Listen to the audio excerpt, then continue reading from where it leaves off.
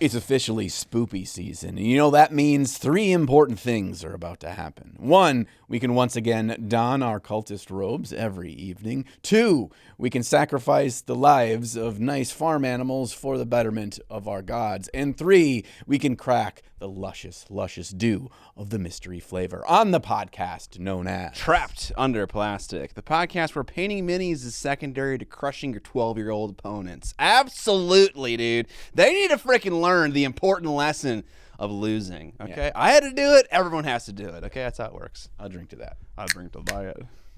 All right, I'm currently wrestling with my microphone, but let's get into the Preamble Ramble. I put a little poll out on my Patreon. I'm going to start doing this once a month. I want to make 1 model painting video a month at the very least, and every time I do it, my patron is they're gonna vote on, I think, probably like 4 or 3 options that I put up on my site. And so I put up 4 options. I put a mini in the Star Wars universe, a mini in the Dune universe, an old world miniature, and a Lord of the Rings miniature. Of that poll, what do you think won? Fuck. Dune, Star Wars, old world, Not Dune. Lord of the Rings. I'm going either old world or Star Wars. You recently did a Star Wars. Yeah, I did a Star Wars. You did a Star Wars recently. I'm going to say old world. I'm an old world. Final answer. That's a great guess. The answer is Lord of the Rings. Lord of the Rings won. I did not anticipate that at all, but it doesn't matter. All 4 of the options I put in there are things I want to paint. That's the secret. Yeah, that's the key. You Yeah. don't fucking put BattleTech in it. Bullshit. Yeah, so I think it's a great way for people to have a bit more agency in the channel, and a great way for me to still paint things that I'm interested in painting. And so, yeah, I'm shocked. I never paint Lord of the Rings models on my channel. So the fact that there is enough of an audience that wants it in my patronage means that it has to be bigger outside of that too, right? So I picked up some Easterling models. They have like these really awesome fine cast kits. But there's like a kit that comes with 2 named characters, and it looks freaking sweet. So yeah, I'm gonna paint those guys up. So they're the ones that show up when Jesus rises on the 8th day. Yes. Okay. Yeah, with gold, incense, and myrrh. No, that's the birth. Never mind. Yeah. No, the resurrection. Yeah, that's where Easter comes from. Yeah. From the Easterlings. Okay, sure. That's okay. Good on you for finding. It's a new model, right? It looks like a new model. It's not a plastic kit, but like the paint job and the box art look like that new Faramir model. They look like modern GW figures, but it is fine cast, so it's gonna come with bazillions of gates and like reliefs and all kinds of stuff. But if I showed you the model, which I'll do right now, I think you would think it's a banging model. Here, these 2 goons. I'm gonna do Spear Boy because I think he's definitely the better of the 2. Oh shit! Yeah, that looks pretty darn good quality, Right? I mean, it's clean. It's not overly bullshittery.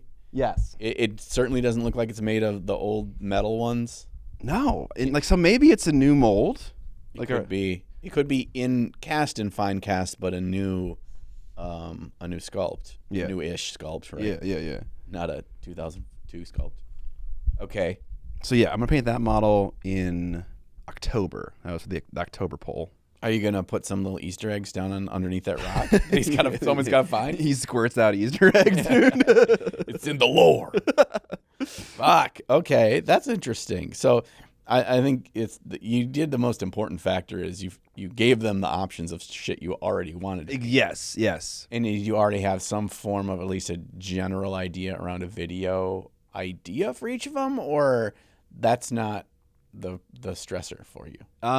I don't have a shtick or an angle or anything like that. I think a lot of the models, like when I painted Zalatath, that like World of Warcraft bust, I didn't have like a thing that I thought about. I thought just the idea of me getting to paint a model for Blizzard was enough to carry that video. But that's kind of how I often feel about model painting videos nowadays, is that they don't really need like an angle to work for me. I largely do them because kind of people expect it, and also because I want to keep painting models for the hobby.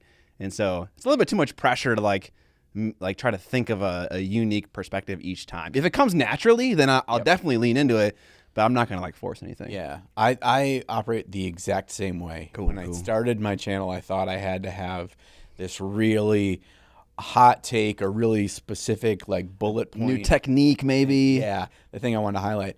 And those things seem to like come organically to you. Either while you're painting something for this project, you're like, oh gosh, I'm really finding some interesting shit going on with like these speed paints. I want to explore that more in a video. Make a note of it, write it down on my video idea list or whatever. I don't like force that to happen. The other cool thing that I found is that oftentimes I don't know about the order that you do, but I do the whole painting before I write my script.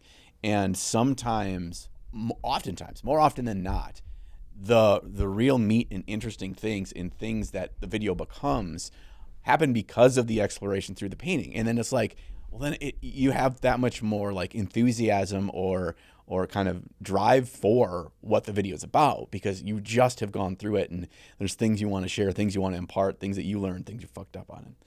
So I think that's great. Just go with the thing that excites you to paint.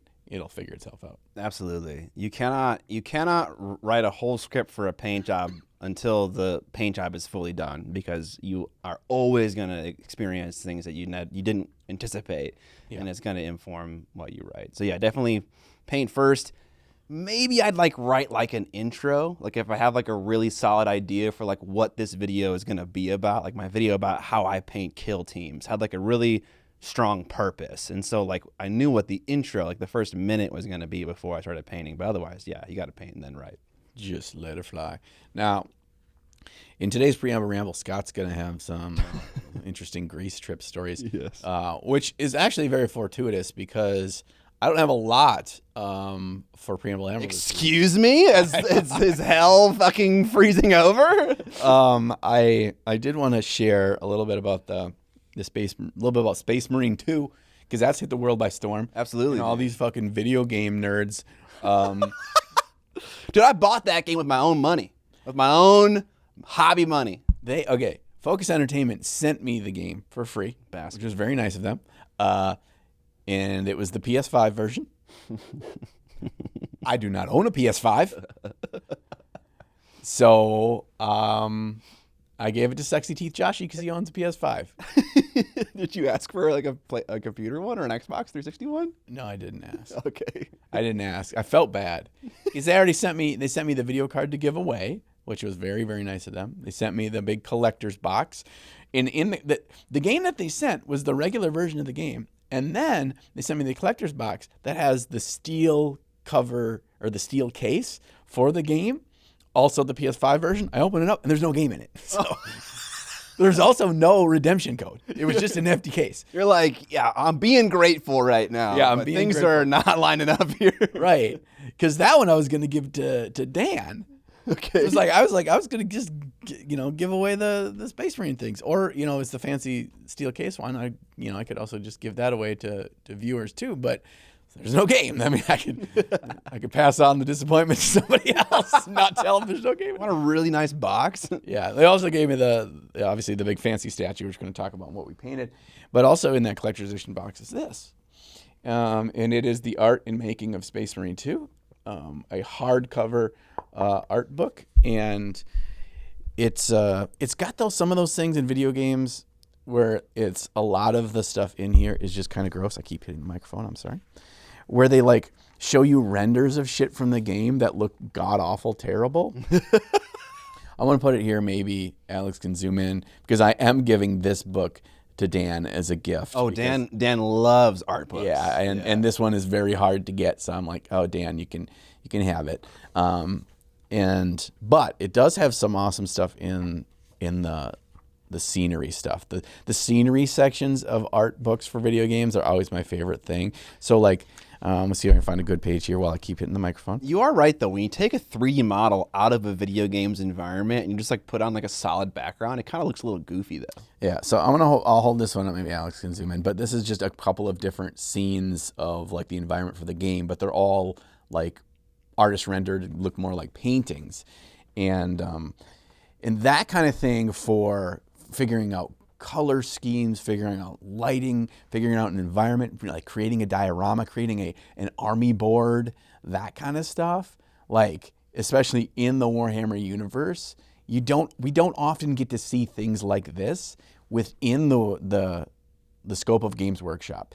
Like, you have art pieces that Games Workshop produces for like covers of their boxes or inside of their battle tomes and stuff, but they're typically a focus on one faction or a single character or whatever, and you can see the environment. In the environment, you can get a lot from that, but they're not like the whole purpose of these 20-some pages in this book are just really about the world itself.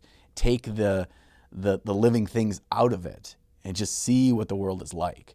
And that is super cool. And so I was like, oh, this feels pretty unique and pretty cool. I'm sure there's something else out there that exists, but it's a pretty neat kind of book to have. But yeah, you're looking through like the rhinos and shit and stuff, and I'm just like, I could care less.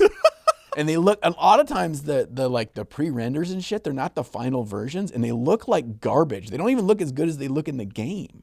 So I don't get it. I don't get it. I think it comes down to that context. You take it out of its like murky, gray, war-torn environment, and you look at it on a solid black background. It just looks kind of goofy. But yeah, you're right. There aren't a lot of just purely art-focused like media that GW makes. Like, they used to make that Warhammer Visions magazine that was like all just painting and art-focused stuff. But I think a long time ago they used to make this thing called like, I have like an Empire heraldry book, which is like all about like the different states of the Empire. But even that's like faction focused, right? So there's not a lot of art books. I tracked down the PDF version like on I wouldn't call it the dark web, but some like unscrupulous place on the internet of the full PDF of the old Skaven heraldry book. Oh yeah, this is part of my process of figuring out how I was going to do my army and all that kind of stuff. And yes, oh my God, though, looking back at that, it's so rough. Like, they had a dude with colored pencils and just like an elementary school notebook. It looked like he was drawing those fucking rats and the stuff. There's not a lot of high quality art in those, but it does give you a bunch of like breakdowns of symbolism and color schemes. Color schemes, yeah. Very, very basic color schemes and stuff. It's like, this one they use the gray and the red and the cream. Like, oh wow, surprise. But there's something. Yes, they're value, but like modern days, not much. Modern days. So have you played Space Marine 2 yet? I have played it. I played it and then I stopped playing it because it was too good to play alone. The game is like built from the ground up to be a co-op experience. Like, even from the versus multiplayer to playing the campaign to playing something called operations, which are like side quests in the campaign. Do you have little tweezers, and if you get it in the wrong spot, it buzzes? Yeah. That's what happens. Okay. Cool. Yeah. Fun mini game. Yeah. So basically, I want to play it with friends, and I have a friend in mind that I want to play with before I move any further. Because like, one thing I hate about co-op video games, especially like Vermintide and like Darktide, and this is definitely a me problem, is I don't want to be carried, you know? Yeah. I don't want to go into that game with someone who's played it for 50 hours and I played it for like 5, and like I'm walking into an instance and they're fucking wasting every rat, every cultist, and I'm just doing nothing. Like, I don't want to fast track to like the highest level. I want to play the game and learn the game and feel like I'm meaningfully like contributing to like the party. Yeah. You know that? It feels two negative things happen because I know exactly what you're talking about. Yeah. The first one is like it totally like, you have no idea the difficulty level or how of the game because you just feel like the version of the game that I'm playing is not the real version. Yeah. Exactly. You just don't really know. Yeah. And the other thing is I feel so rushed because they've experienced it already. Even if they're not rushing, even if they want you to do everything and they take it slow, I like inside of me, I feel rushed. Like I feel like I need, oh gosh, she's killing everything so fast. So I got to run up and try to stab some rats real quick to do something. Yeah. And just the game just feels like it's going quicker and I don't get to like absorb and appreciate. Yeah, and like look for like some of the hidden items in the level because they know where all of them are, and so there's no point in looking. I hate that so much, and so for the benefit of my friends, I stopped playing it because I didn't want to get really good at the game and then like carry them. I wanted to kind of experience it with them, but it feels annoying because I want to play it and because it's good. It's a really good game. I enjoyed Space Marine 1, even though I don't enjoy the concept of Space Marines. The video game it just leans so hardcore into its theme, and it does it so freaking well.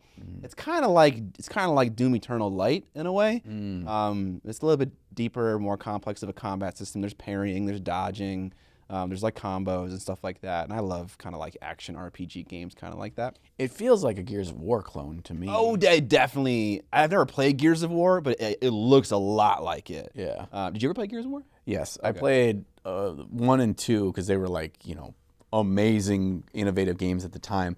But I've kind of followed the series, but I haven't played it since then. But looking at stuff of Gears of War 5, and there's a lot of side-by-sides now that are going out of Space Marine 2 and Gears of War 5. And it looks mirrored. But I don't know if that's good, bad, or otherwise. I'm just saying it looks very similar. Which is a good game. Yeah. You can like turn your Space Marine into whatever chapter you want, right? Not for the campaign, but for multiplayer, yes, and also for this thing called operations, which is a really cool thing. So like you're playing the campaign, Titus needs some other group of Space Marines to do something so that he can advance his agenda. And so you go on an operation. So you get to log into essentially like a dungeon instance as a different Space Marine, and you get to pick a class in this case, and also you get to customize that character as much as you want. And so then you then go do this side mission, like planting charges on some features so you can be a distraction. So Titus can do his thing. Okay. And in that situation, you play as a character that you are leveling up, that you are customizing, and it's a whole instanced event. So if you ever do die, you have to restart the whole thing over again, which is not normal for the campaign. Good. But it's a great mixture of I get to play as an Ultramarine, as Titus, and it's got the classic experience, but also I get to do this other thing where I'm like a Reaver Space Marine that's like a different like black power armor with like knives and capes and stuff. And like you can be fucking Night Lords, dude. What? Yeah. I saw pictures. You can be a Traitor Legion? I don't know how that works. I saw pictures of people. They were fucking Night Lords. Dude. They were fucking Night Lords? Maybe. I don't know the story. But is this rated M for mature? We can get away with this. That's awesome. I did not know that. You can fuck bears in Baldur's Gate 3, dude. Again, you did? Yeah, dude. What the you can fuck, do, you can do that. What's a fucking Space Marine? There's nothing. Dude, they probably got barbed ass. Oh no! Okay, we're going to weird places right now. It's just like that fucking thing in Star Wars in the dune where Sarlacc pit. Yeah, it's just teeth in there. Oh, this is so bad. It's what the gene seed gives. Okay. Oh my God, new chastity asshole. This is so bad. All right, it is a good game. And like, the other thing is that I don't think there are microtransactions in the game. You can just grind to earn everything. That's good. I could be wrong about that. I could be wrong, but I don't. There are some games that really shove it down your throat, and this one doesn't do that so much. But yeah, recommend for sure. Yeah. Okay. Well, this is our. I might cut that part. No. This is our table. This is our tabletop. That's going to be the best part of the episode. This has been our table talk about Space Marine 2, Siskel and Ebert review. I've never played it. I give it a thumbs up. But right. I have watched people play it on Twitch. So it's basically like I played it. Yeah, that counts. So basically it's a great game. So I think I am going to pick it up on PC too. That's the other thing is like, we'll get it for PS5. I'm like, I ain't fucking using no controller, man. Yeah, I definitely prefer the mouse and keyboard for a game like that. Yeah, exactly. All right. So I was leaving. I was going to go on my trip to Greece, and a video that I was making had a sponsor that asked me to have the video come out the day that I came back from Greece. And so I had to have it fully done before I left because I wasn't going to be able to finish it the day I came back from Greece. And so like the Saturday before the Sunday we flew out, I was working here to get it finished. And I came in early on a Saturday, like at 7 a.m., and I was working on my computer. And while I was working, this loud pop occurred. Oh, that's never a good sign. And all of my monitors went black. Everything went black. All the fans spun down. No sound out of my computer. And I'm like, okay, this is bad, right? Power supply just die? You nailed it. The power supply died, but so I unplugged the power supply. I turned the switch off. I turned it back on. I plugged it in a different outlet. So I just kind of tried some basic things first. Didn't turn back on, and then opened the computer up. I started looking at the capacitors on the motherboard because I've been in electronics labs in college before, and I've heard that sound before, and I knew it was a popping capacitor. And so I was looking for like swelling capacitors or exploding ones. I looked inside of the GPU. I even took apart the power supply to look for it, but I couldn't find it. But then I just swapped out in a new power supply, and then everything turned back on. Nothing was damaged. And then I finished the video before I had to leave. Like, that could have been so fucking bad. Yeah. I had to take the power supply out of my streaming computer, unfortunately. So at the moment, I can't stream while the RMA for that power supply is getting fulfilled. But at the very least, I had like an instant solution. I didn't have to go to Micro Center. They wouldn't have even been open at that time. And it was so nice that worked out. But it was very freaky, like right away when that happened. First of all, thank God that it was something you could fix and get the video done. Yeah. Second of all, the way you started the story is not something I've ever experienced. And that is, they wanted the XYZ done, so I did the video to come out this date. I don't do that. I give them my fucking calendar. These are my dates that are open for video releases. This is when the video goes out. Pick one. Because if you let them fucking say, well, now we're going to move to Kickstarter to next Tuesday, and now we're going to blah, like, fuck no. The video, I have my own shit. I know. Let me do my shit. And the thing is like, if I found that I felt really bad about that up front, because they were like, people would be like, oh, really be good at it. I'm like, I have a schedule. I am my own business. I have to keep myself on track because I need to make sure that I'm getting stuff out. This is what I can offer. And then usually it'd be like, we can build hype if it's 2 days before when you want it, or this will launch after your first wave of people coming in, and we'll get a secondary exposure and stuff. Usually, if you say it like that, people are fine. But anyway, I just thought of that when you said that. I'm like, oh, you were way too nice. Yeah.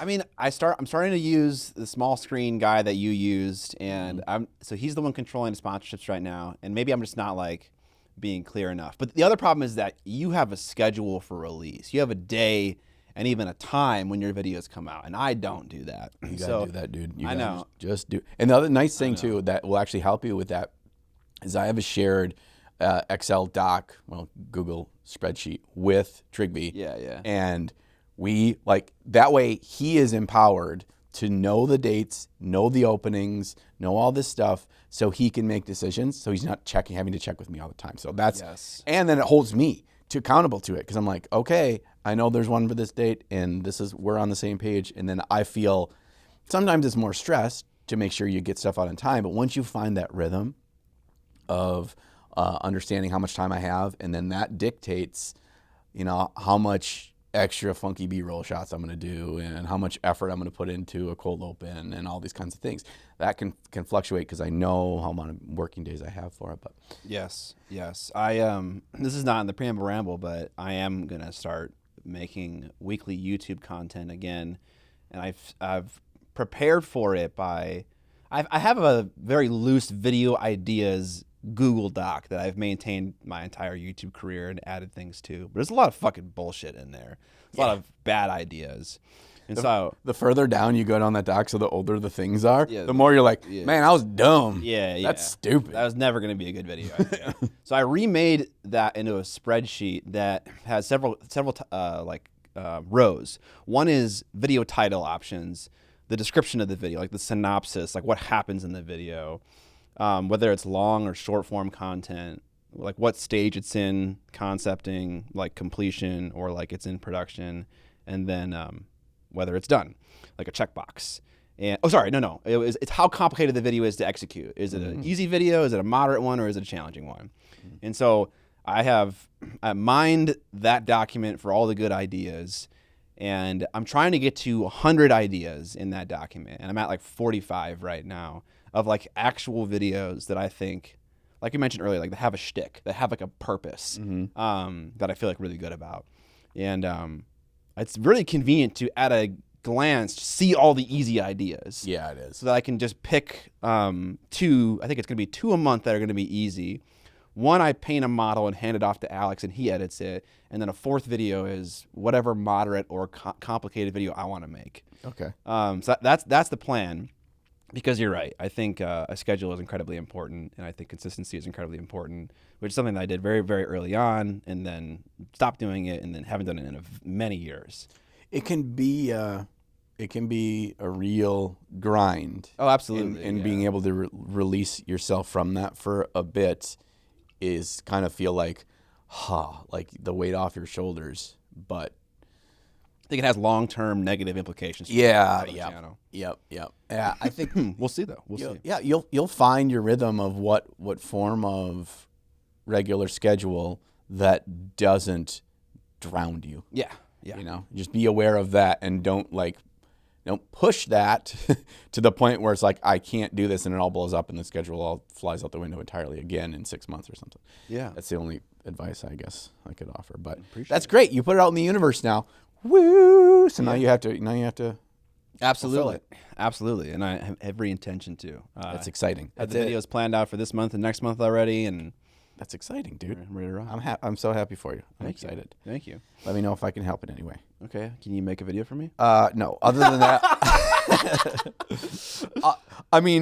your video can just be like, I'll make a video for me. I'll put it on my channel, and then I'll put it to you. I'll give it to you, and then you can post it. And it's just a redirect for my video. Does that count? Does that count? I think that counts. Yeah, that may. I'll think about it. Okay. I want to hear about Greece. Okay. We're gonna do an abridged version of the story because just so this podcast episode isn't fucking 3 hours long. Okay. So, I think the first thing to understand about this is that I'm not like a vacationer. Maybe I don't know if you are. Like I don't like to. It's not that I don't like to. It's that I would never choose to go to a foreign country if left to my own devices. I would sit in my basement and rot for a vacation. I wouldn't go somewhere. Yeah. Do you feel a similar way? Yeah. Okay. So my wife is a vacationer, which is good because if there's going to be someone who plans that experience, she's the one that's responsible for that. And she knows that, and she does a great job planning vacations. But she has to make it happen. And so she made it happen. She has family that lives in Greece, and so we're going to go stay with them in Greece. And so that's kind of the basis for the whole thing. I'm not a huge vacationer. I do it for my wife. Number two, I did not understand how challenging it was to get to where they were. So Greece is has a mainland where Athens is, but also it has many small islands. Okay. We're going to the island of Ithaca. And so in order to get to Ithaca, we had to take a flight with a layover. So it was a flight to Frankfurt and then a flight to Athens and then a flight on a small airplane with propellers to... Were there chickens in the back and No. shit? It was just a small airplane. Instead of the jets, they were the spinning blades. Ooh, yeah. But it was smaller. It was a smaller airplane. It went to an island called Kefalonia. And that island is right next to Ithaca so that we could then take a ferry from there to Ithaca. I thought you were going to say you had to swim. So basically, 3 airplanes and a boat. Did I do that right? Yeah, I think so. That's too much. So it's a lot of travel, right? It's a lot of travel. It took a while to get there. It took 21 hours to get to Kefalonia. We slept and then ferried to Ithaca. So it was a day and a third to get to our destination. And Ithaca is, imagine, your friends up north cabin. Mm-hmm.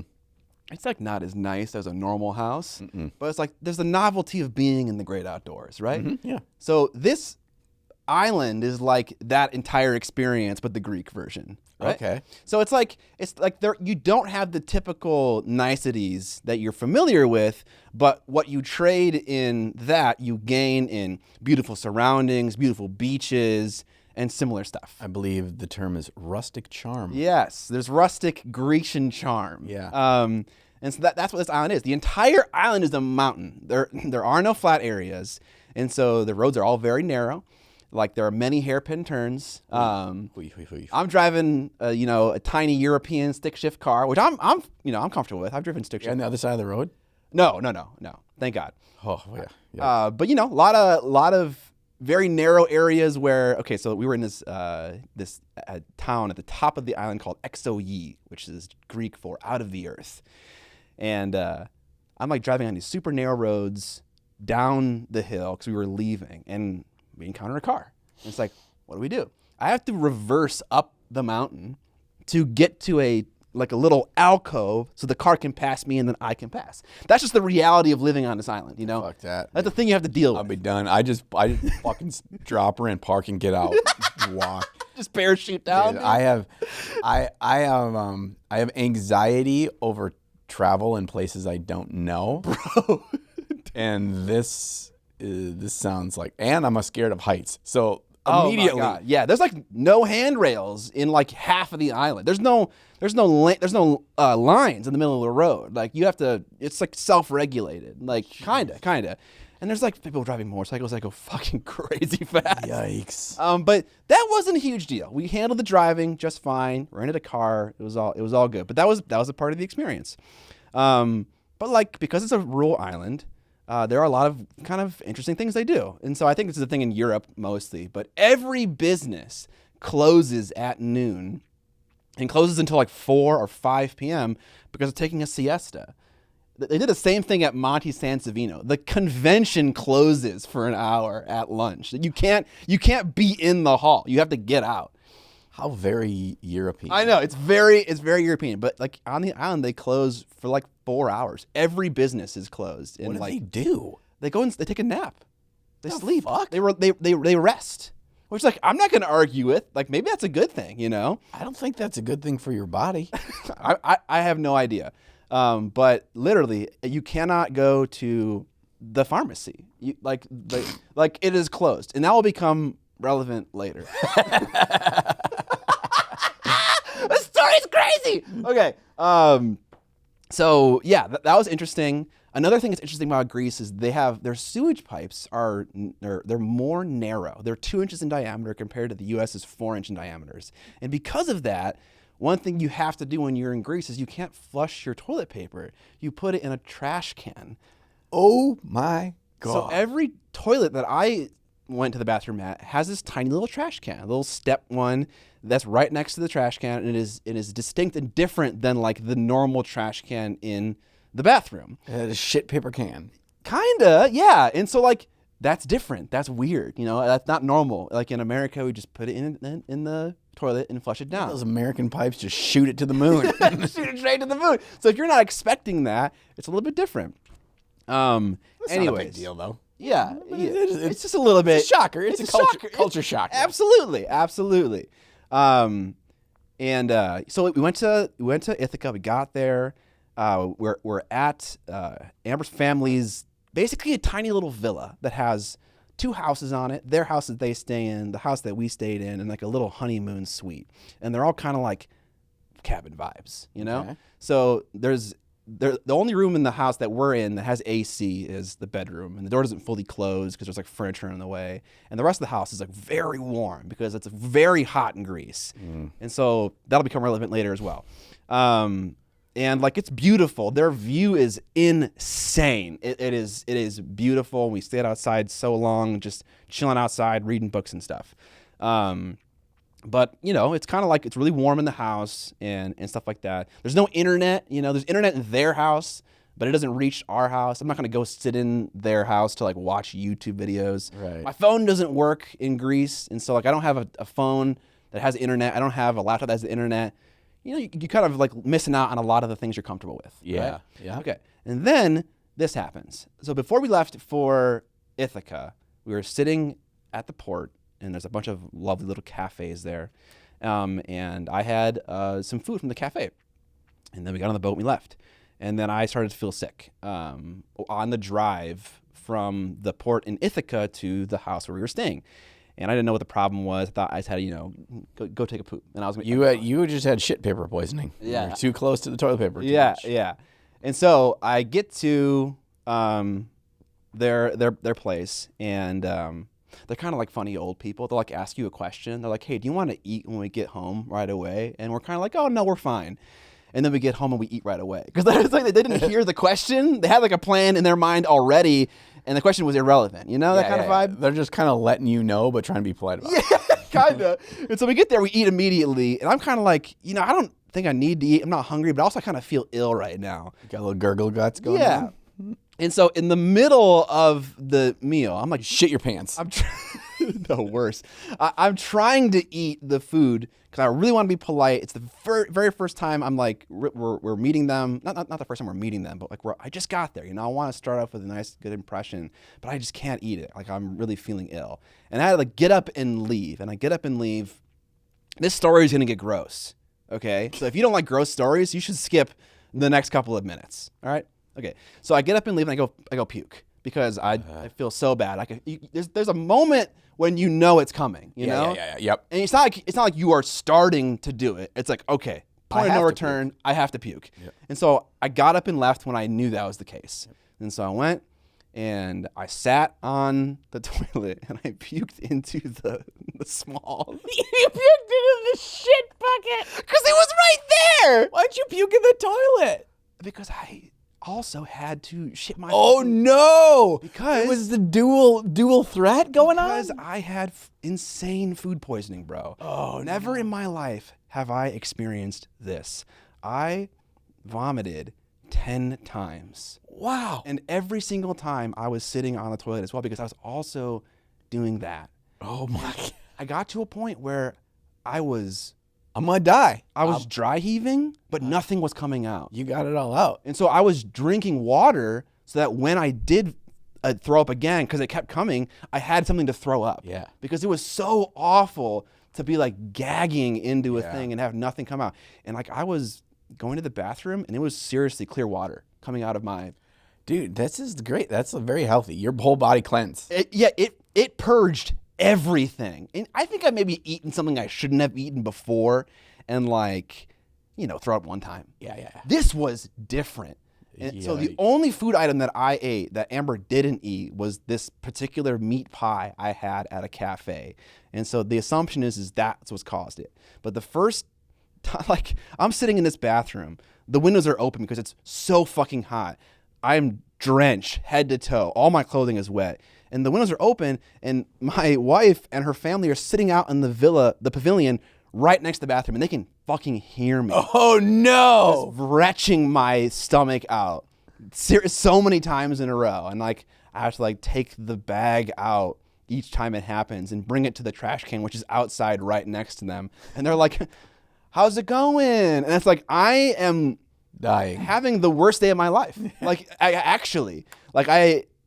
just wanted it to end more than anything, and it wouldn't end. And you want to be home in those moments. Yeah, absolutely. You don't want to be in a foreign place that you're not comfortable with. Exactly. And so, like, obviously this isn't necessarily Greece's fault specifically, but that experience was awful. It was so bad. Greek food will make you sick. You heard it here on Trapped Under Plastic.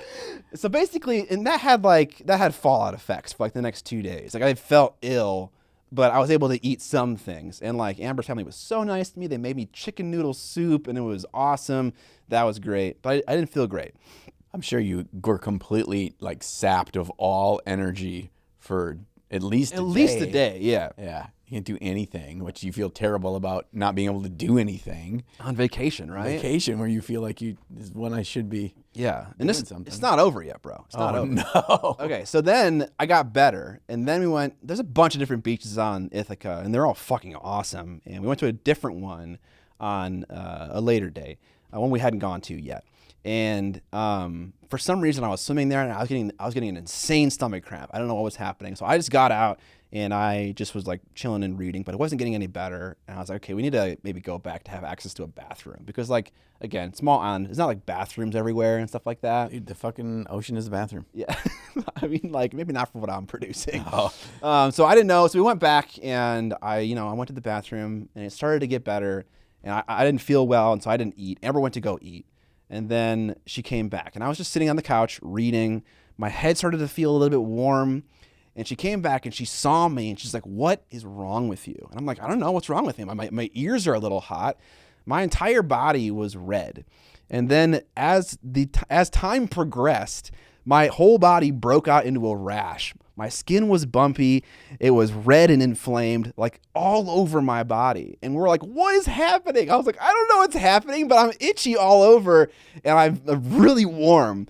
And we were like, we need to go to the pharmacy. And it's like, they're closed, bro. They're not open. The hospital isn't open. Like The hospital isn't open? I don't know. Maybe it is. Maybe it is. But I guess we didn't feel the need to go to the hospital, which is fine. I didn't think I was dying. It wasn't like harder to breathe. This is like the starting point when you're dying, though. Like this is when you die. Like this is where it starts. I will. You shit yourself. I will include pictures. In the tasteful pictures in the podcast right now, so you can see like the level of like bumpiness and like redness all over my skin. But like Amber was so concerned, and I was like not too concerned. Did you have a parasite? Did you have like worms and shit? I don't know. But here's what I'll say. It went away. It went away after 4 hours. It went away. And then it was still kind of there. We went to the pharmacy. And what the pharmacist told us was, he was like, it's very possible that there was, because of the wind, pollen blown onto the surface of the water. Because that beach was surrounded by trees. And I have a pollen allergy. I always struggle with pollen during the spring season. Dude, and this is foreign pollen. Foreign pollen. Dude, your body's not even used to this stuff. Yeah, and it made sense because all of the areas where I have hair, my head, my armpits, and like other areas, that's where the reaction was worse. So like where the water's being held and stuff like that. And so yeah, that passed and that was fine. But okay, anything you want to do on this vacation, you want to eat good food, fun food, you want to visit the beautiful locations, you want to go in the ocean, all of those things will make you sick. You can't do any of them. I felt so bad because I don't want to be the center of attention on a vacation. This is Amber's show. This is her family. I'm just an accessory. You know, I'm just here to make her experience better. And all I'm doing is just being this difficult, sick person that is making it challenging. I don't want this. And not only do I not want to be puking 10 times in a row, I don't want to be the focus of anything. And so like, that was just, and that's it. There's more shit I could talk about, but those are the main highlights. And of course, it's going to ruin your experience. 10 out of 10 would go again. Yeah. And so Amber was so sad. She's like, "You're never going to want to go to Greece again." And I was like, right now, not really. But no. Maybe in like 3 years. Let's go somewhere, literally anywhere else. So sadly, it wasn't a super great experience. It was beautiful. The beaches were amazing. We got to see some incredible views. There's definitely good, but there's also a lot of bad. So it's very hit or miss. Yeah. It wasn't the problems that you had weren't due to the location. It was just a bummer that you were at that location when those things happened. Yes. Also random fucking meat pies, bro. I don't know what the fuck was in that thing. I think it's just sitting around for too long, probably. Yeah. That was when you start talking about these other symptoms, I was like, fuck, I could be a parasite if it was a meat pie and it was an undercooked rat that you ate. And so that was a possibility. So it's a good thing it wasn't. Yeah. Because then that would come out your butthole and you would look like spaghetti noodles. Dude, one time when I was a kid, my dog had worms. And I remember this distinctly. I came outside and my dad, with his fucking bare hands. This is my goddamn dad in a fucking nutshell. My dog had worms and my dad with his bare hand was pulling like 3 meter long lengths of spaghetti noodles covered in shit out of his butt to pull all the worms out. Dude, I was just. You're never gonna forget that image, dude. It is seared. It is seared into my fucking head. Just a fucking bare hand grabbing spaghetti noodles and they just was never ending. They just kept coming and he kept pulling. He kept pulling. I wonder how that felt for the dog, dude. I bet it felt fucking amazing. You could feel it in your intestines. Literally. You should have. I wish you could have weighed yourself before and after. I thought about that too. Yeah, like I wonder if I lost like 10 pounds or something like that. You probably lost at least 5. Yeah, at least 5. Yeah, feel good. Feel like you're in beach shape. But yeah, dude, it's never felt more good to end a vacation and come home. And even for Amber too, she was like so wired the entire time. Oh, I'm sure she was exhausted. Yeah, she came home and slept immediately for like 36 hours. Jesus. But yeah, that was my vacation in Greece. That is an amazing story. And it like shapes you too, like when I go on vacation, I eat all kinds of shit, dude. Yeah. Like I eat street vendor food in Italy. I eat like random fish pies in Iceland. I've never had that experience. And now, dude, I don't want to relive that. I do not want to experience that again ever in my life. And so now I'm scared. And that sucks because I want to eat cool stuff and I can't if I'm like gonna fucking die. Anyways, done with that story. Yikes. I had one time where I had it coming on both ends is in our bathroom. By the tub, my wife has this big pitcher that she uses when she takes bath in the big soaker tub. And I don't know what she uses it for, but it was the only receptacle. So I vomited into that, and it was just like I vomited a giant pitcher of Kool-Aid. Oh, no. And I didn't know what to do with it, so I had to like flush it down the toilet and then continue the process. And it was just like, this is one of those, you know, you ever get like, you're like super sick, but you like wake up in the middle of the night and you're just drenched with sweat. Yeah. And then like it's like 2 a.m. and you do that, whatever. Yeah. And I went through the whole process, wake up the next day, forgot to tell my wife that I barfed into her bath. Oh, no, bro. She goes to take a bath that night and I go, no, don't use my barf bucket. And ever since, that's the only use of that thing. It's never been used for anything else? It's never been used for anything else. And it's in there. And it's the only time I've had to do that. But I'm like, that thing has got to be nearby. Because in that situation, you have to have something. Yes. Yes. And unless you have like sniper-like precision of spreading your legs and barfing between your legs. Which, if anyone ever does that, please fucking take a selfie. Because I want to see, and I mean, I want to see your junk, but I do want to see. I don't know how you would see. Dude, if you catch it mid-barf stream, it'll cover up. This is gone. That would be the most epic picture of all time. You ever seen like that comic book or that comic strip where it's like people are like peeing, shitting and vomiting and they're like spiraling into like the stratosphere and there's like a million people doing it. Yeah, it's like covering the world in like a rain of like putrefaction. Have you seen that like stick figure comic ever? Yes. That's what that reminds me of. Yes, that is it. Well, I'm glad that we went on this journey together. I feel like, yeah, you know, sometimes you just have a colonoscopy story and you got to tell it, you know? Yeah, exactly. You don't need one now. I mean, everything is clean. We're cleaned out. Yeah, wow. Let's move on to what we painted. All right, yeah, let's do it. I painted 2 different Space Marines. We'll start with the little one. This is Lamarty's, and there's a pretty massive distinction in the painting, like a style, I guess, and they're totally different, but they're both Space Marines. And this was just and that was a quick turnaround video, but it was just kind of trying to do black armor with kind of the dark grays and kind of colder highlights and stuff. Yeah, and that was all painted with the new P3 range. All right, give me your honest opinions. 30 seconds, go. If I was a brand new painter and I had to start with one paint range, I would pick P3. Why? Because it is not a bloated range with 100. It's 100 colors, and that includes metallics and washes. It is not bloated. There's unique colors while still hitting everything you want. And all the paints act uniformly in high pigmentation, creamy and smooth, and they blend down to glaze. They can do everything you want. Has many ranges. I don't think you must buy this. Okay. I don't think if you own Army Painter Fanatics, they're great. You don't need this. If you own a full Pro Grill set, they're great. They're awesome. You don't need this. If you own full AK 3rd Gen, they're great. You don't need this. Okay.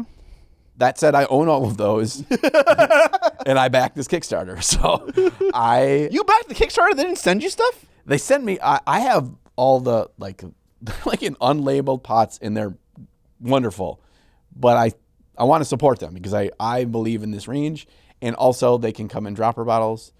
I prefer the pots, honestly. Why? Because they're OG pots that will never fucking go bad. Yeah, but and if I need just one little brush tip of a color, I don't have to put it on the thing. I don't have to put it on the wet palette. Also, when I'm doing like a thick wet blending base coats and just establishing colors, I don't even fucking put them on the wet palette. Okay, so I'll fucking open the lid and just grab the brush in there.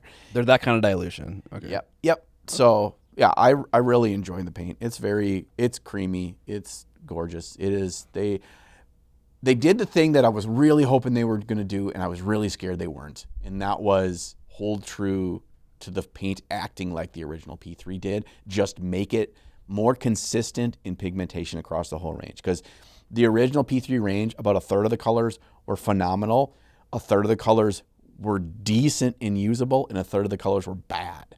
And this, they're like I tested 66, 67 colors, and everything acted like the best colors. And so I was like blown away. So, Okay. So yeah, I loved it. And it was a pretty. He was fun to paint too. Something feels cool about like you just get that edge highlighting done in that black armor, and I felt like I'm 80% there. Yeah, no kidding. And their metallics are completely redone. Their metallics are wonderful. So they're like the Vallejo metal color in terms of really, really fine grind and really, really smooth, but they've got more body. They're not watery, Okay. but they're not goopy thick like some metallics. That sounds like the best of all worlds, honestly. Yeah, it really is like Interesting. really, really cool. So it is some aluminum mica combo is as much as I could weasel out of them. Okay. But yeah, I really enjoyed that. Okay. Cool. How long did it take you to paint this model? 1 day. So probably about between 8 and 10 hours. Okay. All right. It looks nice. I love Blood Angels, the scheme. I like black, red, and white, It's because from my fucking channel.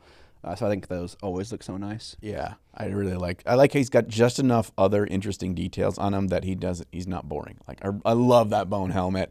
I really wanted that to shine. And so I'm like, I'm going to do bright, like arcane blue eyes. And I think it works. so, what did you paint, sir? I painted this Malifaux model. This is the third Malifaux model that I painted in my entire career. It's from this box called the Brine and Bones for the Forgotten Faction. And the model that I painted was Mary Bonnet. But it's like the pirate version of Mary Bonnet called Mary Blacktongue Bonnet. She doesn't seem so tiny as I seem to remember Malifaux models being. Yeah, definitely. There is still a little bit of that, but it's definitely not as bad. This is a really nice model. It is a really nice model. I really wanted to paint a kind of like a zombie, undead, spectral pirate person because it was thematically appropriate for the video that I'm making. And also, the video is not about the paint job. It's about something unrelated to painting mostly. And whenever I do that, I love to paint a model that I feel like I don't know how to paint, right? So I suck at OSL. You may not think I suck, but it's one of the things that I'm not very good at and I'm not very practiced at. And so I like to take this opportunity when the video isn't about the painting to really push myself and practice a little bit with an all over OSL paint job. It's all paintbrush, no airbrush at all. Just to see like how it works, see what the problems are, see what, issues I run into. And that's what that model is. I did a green OSL on a pirate. I guess whenever I'm tackling a new thing to me or a thing that I don't know how to do, I try to make it as easy as possible for me.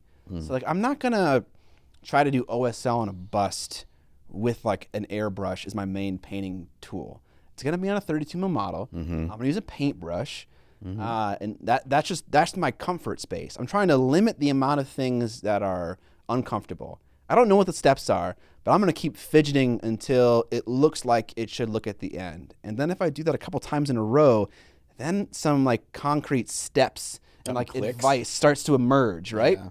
And so this is kind of like the futz for 5 hours until it looks decent kind of thing, and until you have like concrete lessons learned, and then try it again, and then keep iterating and iterating. That's what that model is for me. It's not amazing, but it's okay. And I want to talk about some of the things that I learned and things that I tried in the after party. What's the after party, Scott? The after party is about 20 to 30 minutes extra content that our patrons get. So if you want an even longer episode with more juicy details, check out the after party. That is one of 3 extra segments that our patrons get. So check it out. Link down in the description below. Yeah. And big thank you to patrons. Honestly, you are what keep this ramshackle fucking monster of a Volkswagen Beetle in still going down the single lane highway down the mountain of Greece. It's like It's like 80% of our podcast revenue. Yeah. So it's significant. Maybe 80, 70%. It's a significant amount. We couldn't do this without you all, so thank you so much. Absolutely. What are your thoughts on that, though?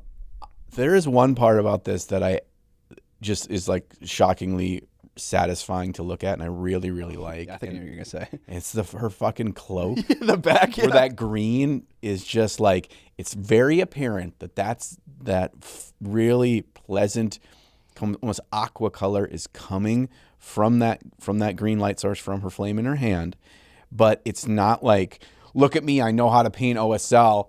I'm going to make it like over exaggerated. Yeah. Right? And that is difficult to do, understanding how light works in terms of the amount of distance. Yes. And so it's not overdone.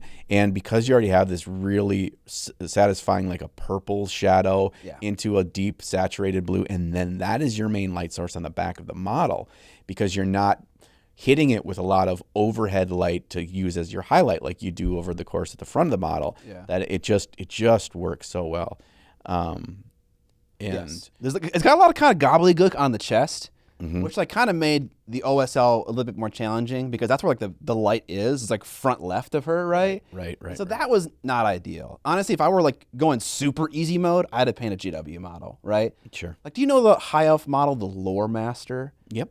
Like that I can is picture that's a great OSL object. All of the shapes and volumes are very cleanly defined, very straightforward. And it's not over detailed. It's not over detailed. This was just right for the video, but if I were really trying to learn OSL, I'd dial it back even one more step into comfort and paint a GW figure, I think. But it's very apparent that it's a glowing object. It's a nice accent color, and it's not overdone. Like, I can tell that that green light is hitting other surfaces, but because you have a soft light over the whole model, you can't have that be so stark, because when a light is that powerful, it creates very harsh shadows. Yeah. And that will fuck with the rest of your paint job. Honestly, I wasn't even thinking about that. I kind of was just like, I'm gonna see where the chips fall, kind of thing. Yeah. But you're right. It just like OSL, it just muddies the waters so fucking much. Yeah. And you have to kind of approach it, and it kind of transitions into the big Lieutenant Titus that I painted.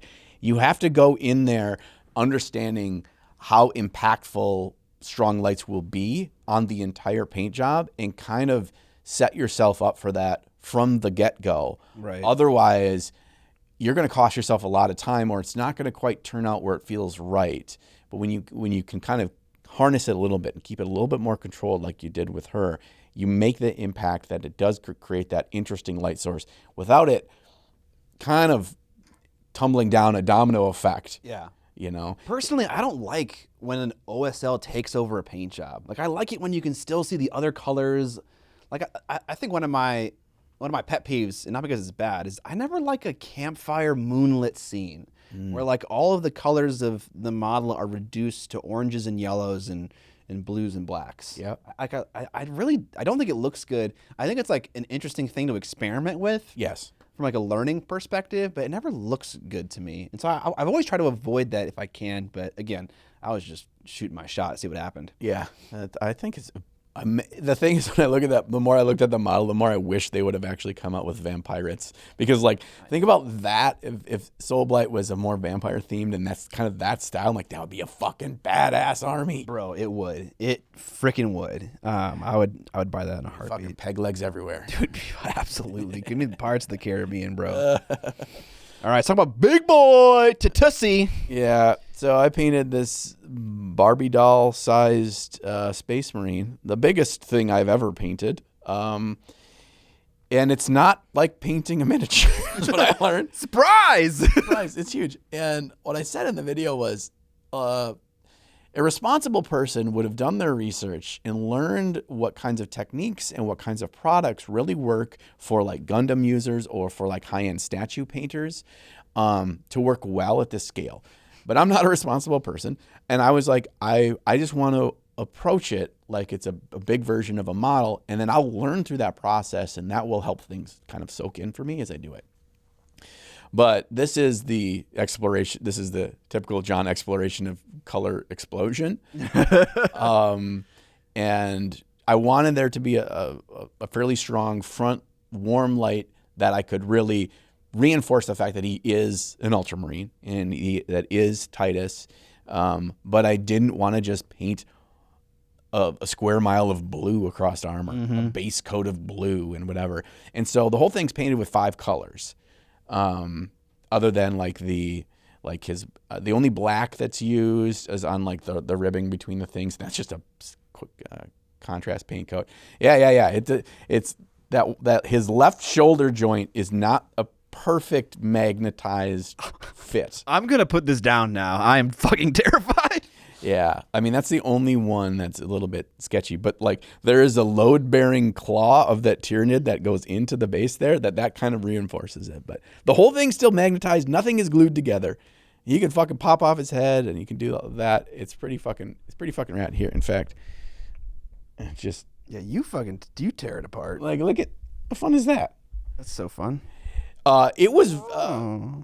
There's some things in the after party I'm going to talk about in terms of what I learned through this really weird experience. But I will say it is very awkward to paint something this size because you can't get close with a brush and like you have your tendrils around the model, you have your wrist locked, all those things that we rely on in miniature painting, you can't do in this.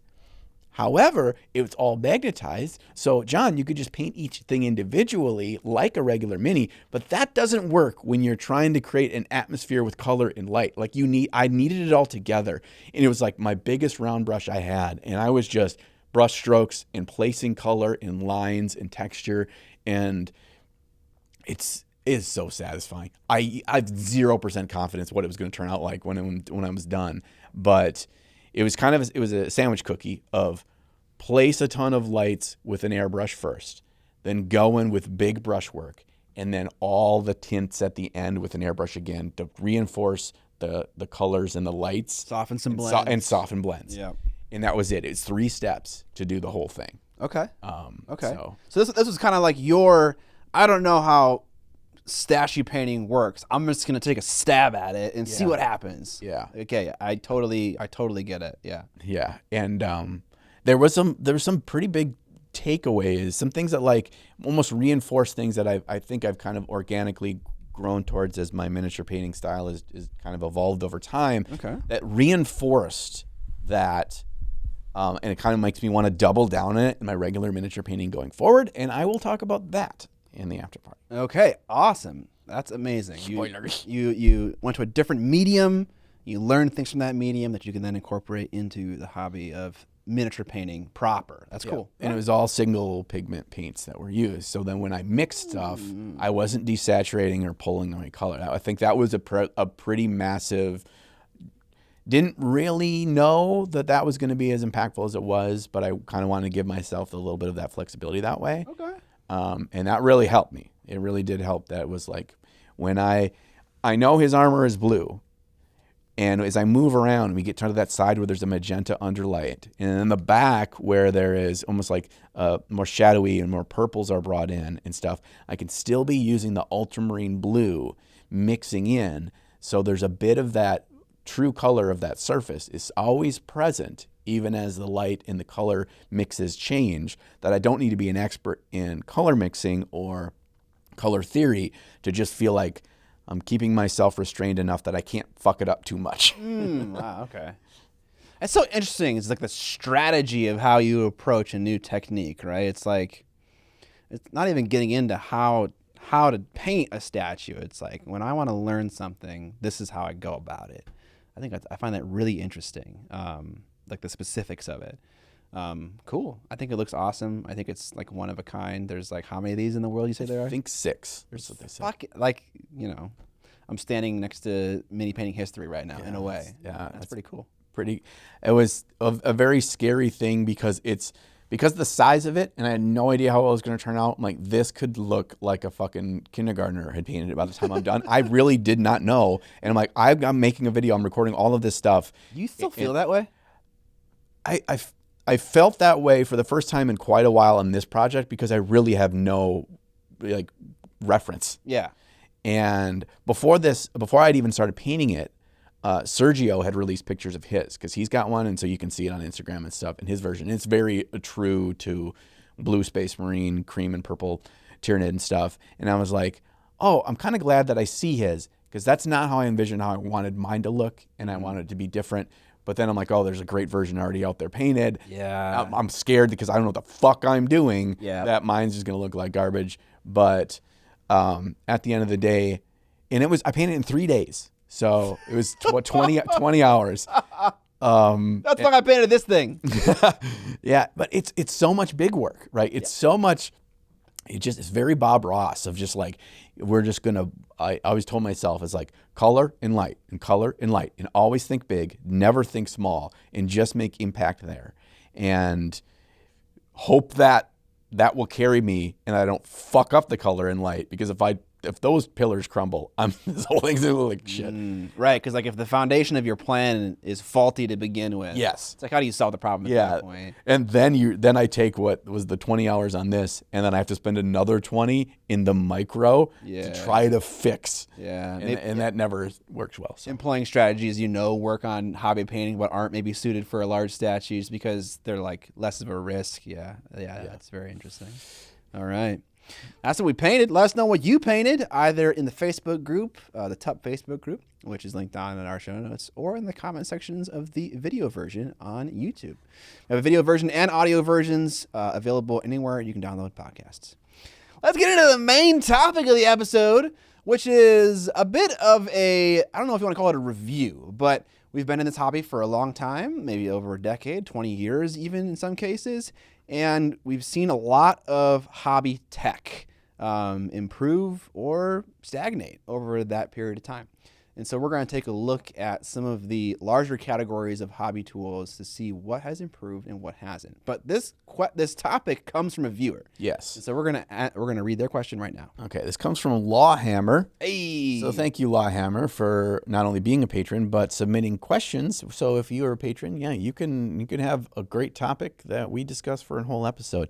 Lawhammer's question is, what are the most important changes / innovations / new technology in the hobby over the last few years, and how have they changed the hobby? And has it been for better or for worse? Lawhammer took our LVO Duchess painting class. Yes, he did. Yes. And he gave us some sound law advice. He did. Did he? I don't know. I don't think legally he can. All right, you have some lovely categories. He's now serving 3 to 6 years in prison. In mini painting prison. Mm-hmm. All right, so I just kind of jotted down some things that I think are kind of bullet points of things that came to my head, I think are worth our discussing. And we're going to go through on each of these things, and we're going to rate them on a tendie scale. It's been a while since we had a tendie scale. Tendie scale's back. 1 to 5 tendies, baby. The tendie scale. Right. All right. And so 5 tendies means it's been a great positive improvement for the hobby because of the innovation. 1 tendie means it's not helped at all. It's gotten worse. Yeah, maybe even worse. Maybe. Or it's a complete waste of money, which is kind of worse in its own way. And so we're gonna shoot from the hip on this, but we have experience, a vast number of experience in all this stuff. Yeah, which is how we legitimize all of the information we share Right, on the podcast. It's all shooting from the hip. We all shoot from the hip, but we also are painting and using these products every single day, pretty much. Yeah. So that's it. So the very first one, we're going to start with the heavy hitter and kind of tease this a little bit in your question about the P3 paint. And the first one is innovation changes new technology in paints themselves. What is the time period we are looking at? I'm saying like roughly 5 years. 5 years? Okay. But you can kind of, I think we can go flexible with that if we want to state a time. Yeah. Of that. So right off the bat with paint, I think that there was a point where the quality improved. There was a noticeable step up. And for the last probably three to 5 years, it's basically been roughly at that plateau where the new paints are coming out are great. They're not all the same. They have different properties. but they're of this higher tier compared to last generation Army Painter or Games Workshop. I mean, this generation Workshop for some of their paints and last generation for sure. I'm trying to think of what other ones would be the lower tier even. I would put Scale 75 on kind of this middle point of like, it was the first one to being nice jump to up, but I think it's still ass. Okay, so I have It's like Reaper. I mean, Reaper is what it is, but it's kind of prior to that tier. I have a story related to this. Okay. About 2 years ago. Is it about you shitting? No. Fortunately, no more shitting stories. No more clear. Okay. Anyways. All right. So 2 years ago, I think, at Adepticon bought some Foundry paints. Yeah. And Foundry paints are an old GW recipe. I think it's the Hexpot paint. So that's the paint that I grew up with, that I painted the majority of my old GW models with. And I remember some of them being really great. I remember Rotting Flesh being great, an off-white green, wonderful color. I remember Chainmail, Mithril, and Bolt Gun, all those metallics being amazing. I remember loving the inks. Those are all great. I still use the inks to this day when I don't have like a right color in like a Liquitex. And I bought those Foundry paints just to be like, okay, let's try it out. And they are dog shit. They are so bad, which is why I immediately asked about what's the date range we're looking at here. Yeah. Because if we're thinking about that, paint has improved a lot. Yes. Over that time period. There's a rose tinted glasses too, and I see it all the time on like Facebook comments, YouTube comments and stuff of people like putting their fucking flag in the sand of like, oh, back when we were first starting, the paint worked just great. Goblin green was great and blah, blah. I'm like, that's because you haven't used it in 20 years, my friend, and you haven't compared it to what you're using now. In your memory, it was. Yeah. Yeah. Boy, the coverage on that shit is god awful. That's the thing. I don't want to. The sad part is that Foundry is like an active company. I don't want to like shit all over it. But the problem with the paint is that it's decently viscous paint, and it doesn't have opacity. Yeah. So if I want to use it, I have to thin it, and then it has even less opacity. And it's like, bro, like modern paint really has discovered this middle ground of the right thickness medium, the right ratio to pigment to get the right opacity, such that if you do want to thin it down, you're not totally in the dumpster with opacity, but also right out of the pot, it's kind of usable, right? Like you don't, in some cases, you don't need to thin the paint at all for a lot of these major brands, depending on what you're doing with it. And that's like really amazing as well. Yeah. So we really dialed that in, I think. Yeah. And I think the last thing I have on our list, which I'm not going to tell you what the topic is now, but all of these kind of tie into that. But the thing is here is there is now directed research and market for a very specific paint formula or some variation of a paint formula for this medium, where the further back you go, the more it's adapting what kind of paint existing paint manufacturers make for our uses, right? Instead of we are creating this thing specifically for this use from the ground up. And that's been the biggest change, I think. It is not like, okay, we're going to take a craft paint, which is roughly the consistency, roughly the different color ranges that we want, roughly the pigment density or whatever, and then just making slight tweaks to that. And that we're kind of beyond that. Mm-hmm. And so, in your eyes, Scott, number of tendies, 1 to 5, for that paint improvement, how impactful is that? If we're talking about from our childhood, I want to call it a 4 or a 5. Mm-hmm. If we're talking about in the last 5 years, 3, 2, maybe. Yeah, like not much. There are so many paint ranges that are so freaking usable right now, and I don't know if they're really improving that much with each one, but it depends on the scale. I hate to say that we've hit the plateau. I hate to say we've hit the ceiling, but I could be wrong. I hope I'm wrong. I do not see a paint innovation that could happen that would make it another noticeable step up from the quality of the paints they are today. That's an interesting question, though. If something could improve, what would improve? You know? I think the only thing that you could look to that you could make that kind of a claim to would have been the advent of contrast paints, because it was a different thing that for what their goal was, which was to make it faster and better looking quicker, which is not about it being a better product. It's just about it a different thing. But that was out of left field became this new interesting thing. But I don't know what that would even look like. That's the thing, is that innovation is just, it happens when it happens, and you don't know what it looks like until it happens. And it's like, oh yeah, of course, that makes sense, which is kind of the beauty of it. So for me, I'm looking at this most recent tier of paints compared to the last ones. And when I look to the last tier, I put the OG Vallejo on the last tier. And when I look at OG Vallejo compared to what we have today, where all sorts of amazing brands, that's not that big of a step up. No, I think that's probably a 3. Vallejo model color is like... And that existed when those hex pots existed. Exactly. That's been around. And that is... 3 from me. Yeah. I'm going to go 3 tendies as well. I think it's noticeable in variety and different number of options. But different number of options is it's almost a different question. But I agree. 3 tendies. Next. 3 tendies! Put it on the board. All right. Better. I'm going to skip that one because that one actually goes down to our second to last one. Let's go wet palettes, baby. Let's go wet palettes, baby. All right, baby. So, how long has the Masterson wet palette been around, my friend? A long time. As long as the Earth has been round. Probably. Yeah. The Incans were using the Masterson wet palette when they're doing their cave drawings. Yeah, that's probably totally historically false, but anyways. Yeah. I think, I do believe that the Sioux Indians were using, when they were painting on their war paint, going into battle, that they were using a Masterson wet hydration, bro. and a fucking Winsor & Newton size 7.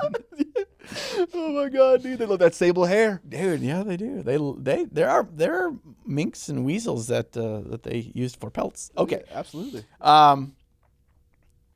This is a harsh reality. They ain't fucking changed much, man. Changed much, man. The packaging has changed. And I don't mean the literal packaging. I mean the stuff around the important tech, which is the paper and the sponge, the box, the trimmings, all of that stuff has changed, but not for much good, It's like, oh, we put a piece of copper tape in the box now so it helps with bacteria. And it's like, all right. That is something. It's not something, it's something, but it's not changing the way I paint. It's not really aiding me in like a significant way. It's like the wet palette is good enough as a tool, but no new wet palette has really innovated in a significant way that's made it something other than what the Masterson already brings. The paper is the paper. Okay. Yep. That tech really hasn't changed at all. The Redgrass tried to change the tech, and it's worse. If anything, it's the same. Yeah. Sometimes it's worse. Yeah. Yeah. You would say it's reusable? Go fuck yourself. You don't fucking reuse a paper. That's like fucking, all right,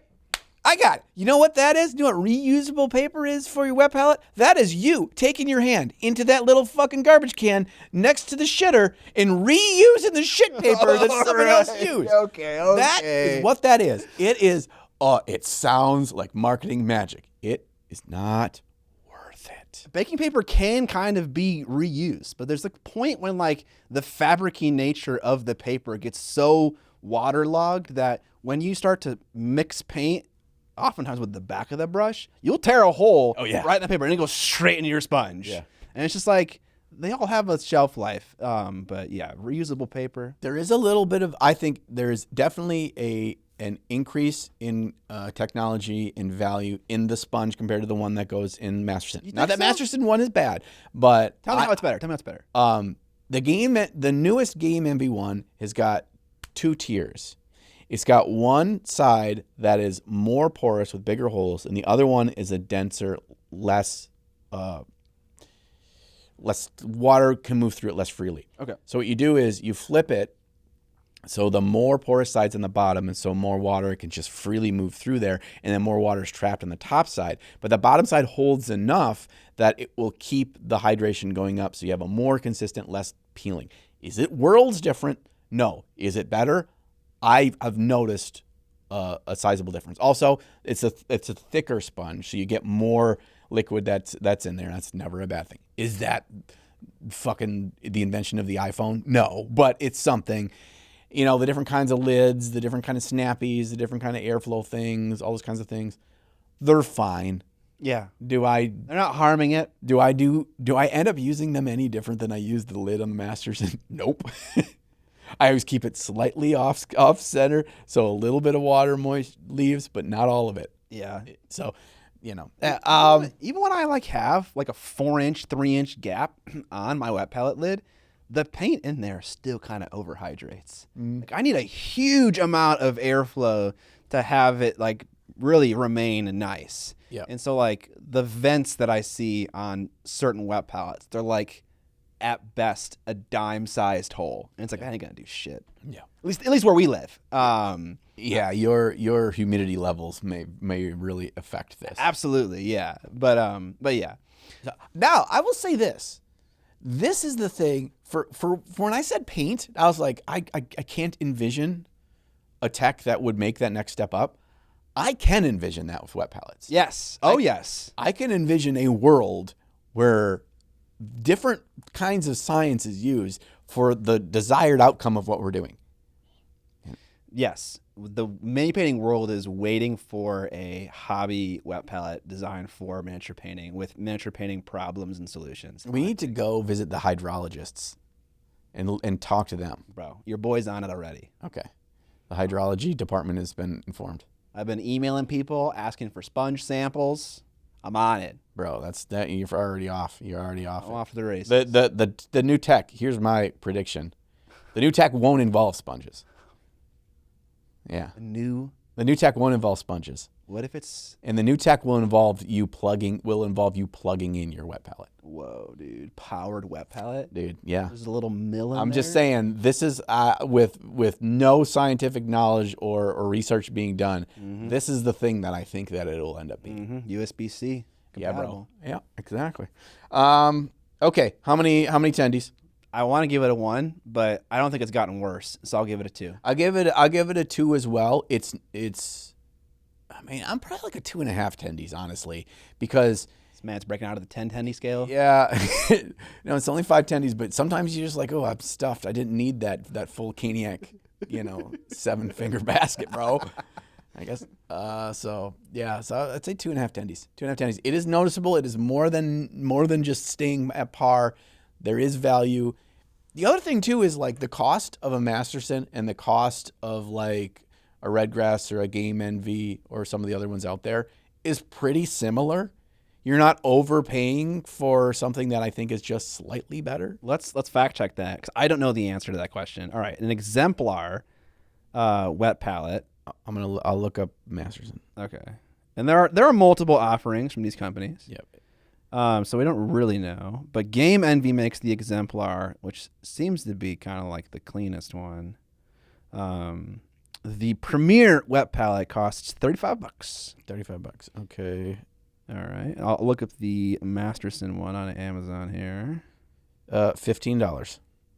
Okay, so I was wrong. It is over double. Over twice, yeah. And then what's the Redgrass one cost? I think it's going to be roughly the same as Okay. Game Envy. I think they're right about the same. 40. Okay. Yeah, Okay. it's around the same price point. So yeah, the difference between 15 and 35 is not the difference between 100 and 250 though. Like, correct. That math does check out. it does. It's scaling. The scaling, Bro, the XL wet palette is $60 from Redgrass Games, and the small one is $45. So it's $10 more than the exemplar. Wow. And then they have a really, really tiny one that is $30. How much is the new Squidmar one? Oh, did he do a Redgrass Games 105. I don't know. Yeah, probably. Yeah, it is. It's got a box and it's got Squidmar pictures on the lid.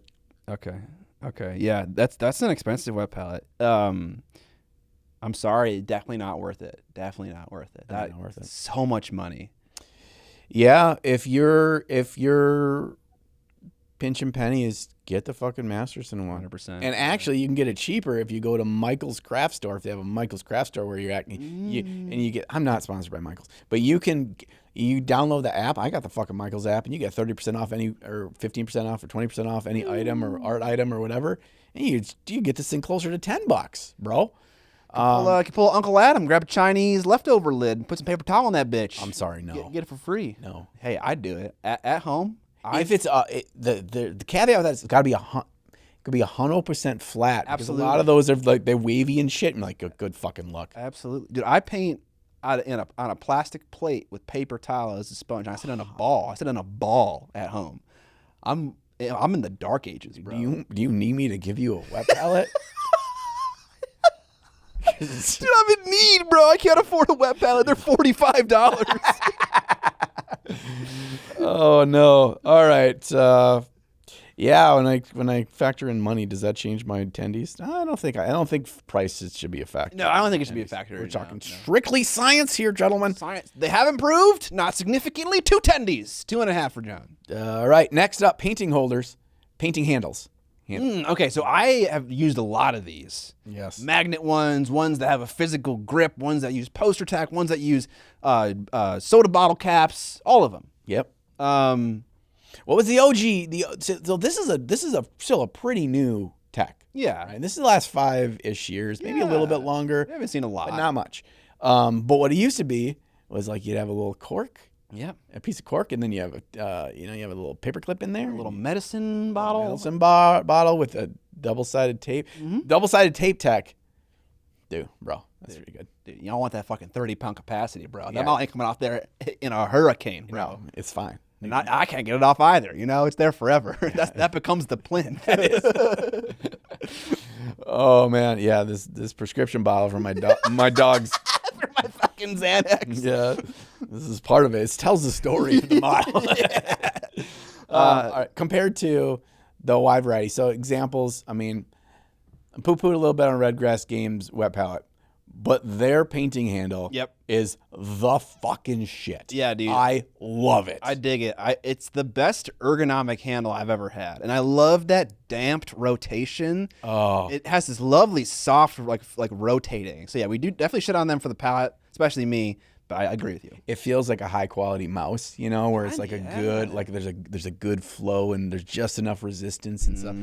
I really appreciate that. And then you can just take it off the cap, put a different cap on. Like all my Skaven models are already on the different caps, and I can just pop them on and off. That's a great idea, actually, that I think modern holders have kind of figured out, where it's like you don't need to buy a new holder for every model you want, just the top part. Yeah. And you can pop it on and off. I think that is actually a great cost-saving thing that we've figured out in like the last, 5-7 years. Yeah.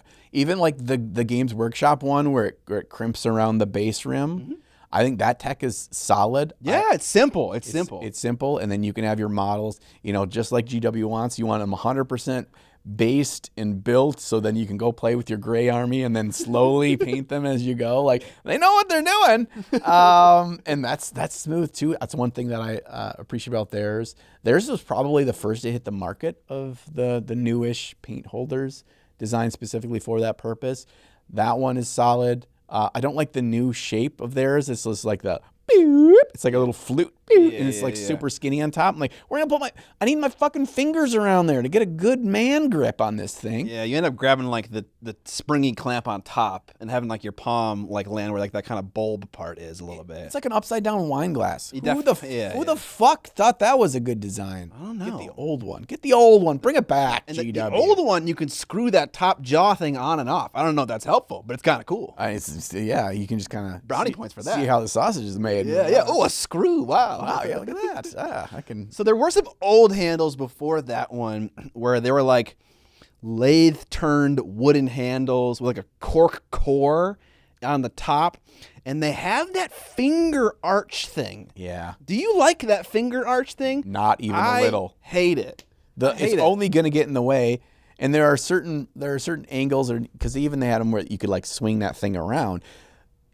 I can't put some of my models, a decent number of my models, on that thing because I got a fucking sword that's hanging out to the side, or wings, or a cape, or something, and that thing is going to swing over and fucking chip off my paint, or I'm fighting with this thing. I just want to focus on the model, not on this extraneous bullshit. If people like it and they give them more grip and more handle and whatever, more power to you. I'm glad that they exist. I just have never kind of been my jam, but me either. And I've used them. I've used Exemplar has one as well. I think Exemplar is the one. No, what's the name of the brand that makes Exemplar wet palette? Game Envy. Game Envy makes one that uses the bottle caps, and I love that reusability. I think that's great. But the problem with the cap unlike the Red Grass Games one, is it only turns in one direction, and as it does, it loosens, right? Whoops. And so you can obviously turn the handle around in your hand. And then, your model just flies off.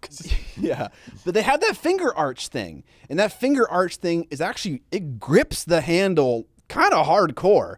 And so if you want to turn the model 180 and you want to turn that finger thing with you, it's just like an extra level of complexity that's, in my opinion, kind of unnecessary. I'm putting my fingers on that model, dude. I don't need no archy finger grip thing. No. Okay, so if we look at the more recent tech, we can kind of start with the Games Workshop one as well as Red Grass Games, and there's a number of other ones on the market that are kind of similar. How many tendies compared to the Dark Ages? Compared to a wooden dowel with double-sided tape on it? Which I used for years. That's a hard... 2 again? 2.5? For me specifically, I don't want to go back from this Red Grass Games handle. Like, it's vastly... There's so much value for me because I would buy wooden dowels at the hardware store and I would cut them with my table saw. And I had probably like 50 of these dowels that are 3 inches long by 1.5 inches wide, and they take up the whole fucking bucket. If I wanted to paint more models, I never need that again. I have one handle, and then the caps that can go just in this one small container, and they have the blue tack on them. Tack something on there, and go. Also, I'll say it's not just blue tack that Red Grass. This is not sponsored. It's not just blue tack that Red Grass Games has in there. Like, the tack that they have is so nice. What? It holds so firm, but it doesn't leave behind the goopiness. That's very important. It's like that's a detail that they've actually upgraded from their first gen where it used to be orange and now it's like a darker gray. It's better. And so I see you, gray tack, and I appreciate you. And so to me,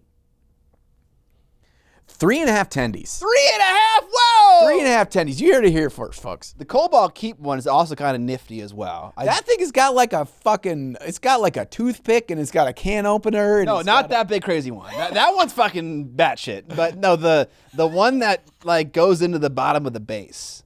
That like kind of puzzle pieces in nicely. Oh, yeah. It's just simple. It's simple, and I like it. I like how simple it is, especially if you use their bases. I think it makes sense. And they're cheap. You can get a ton of them. So I like that for that reason.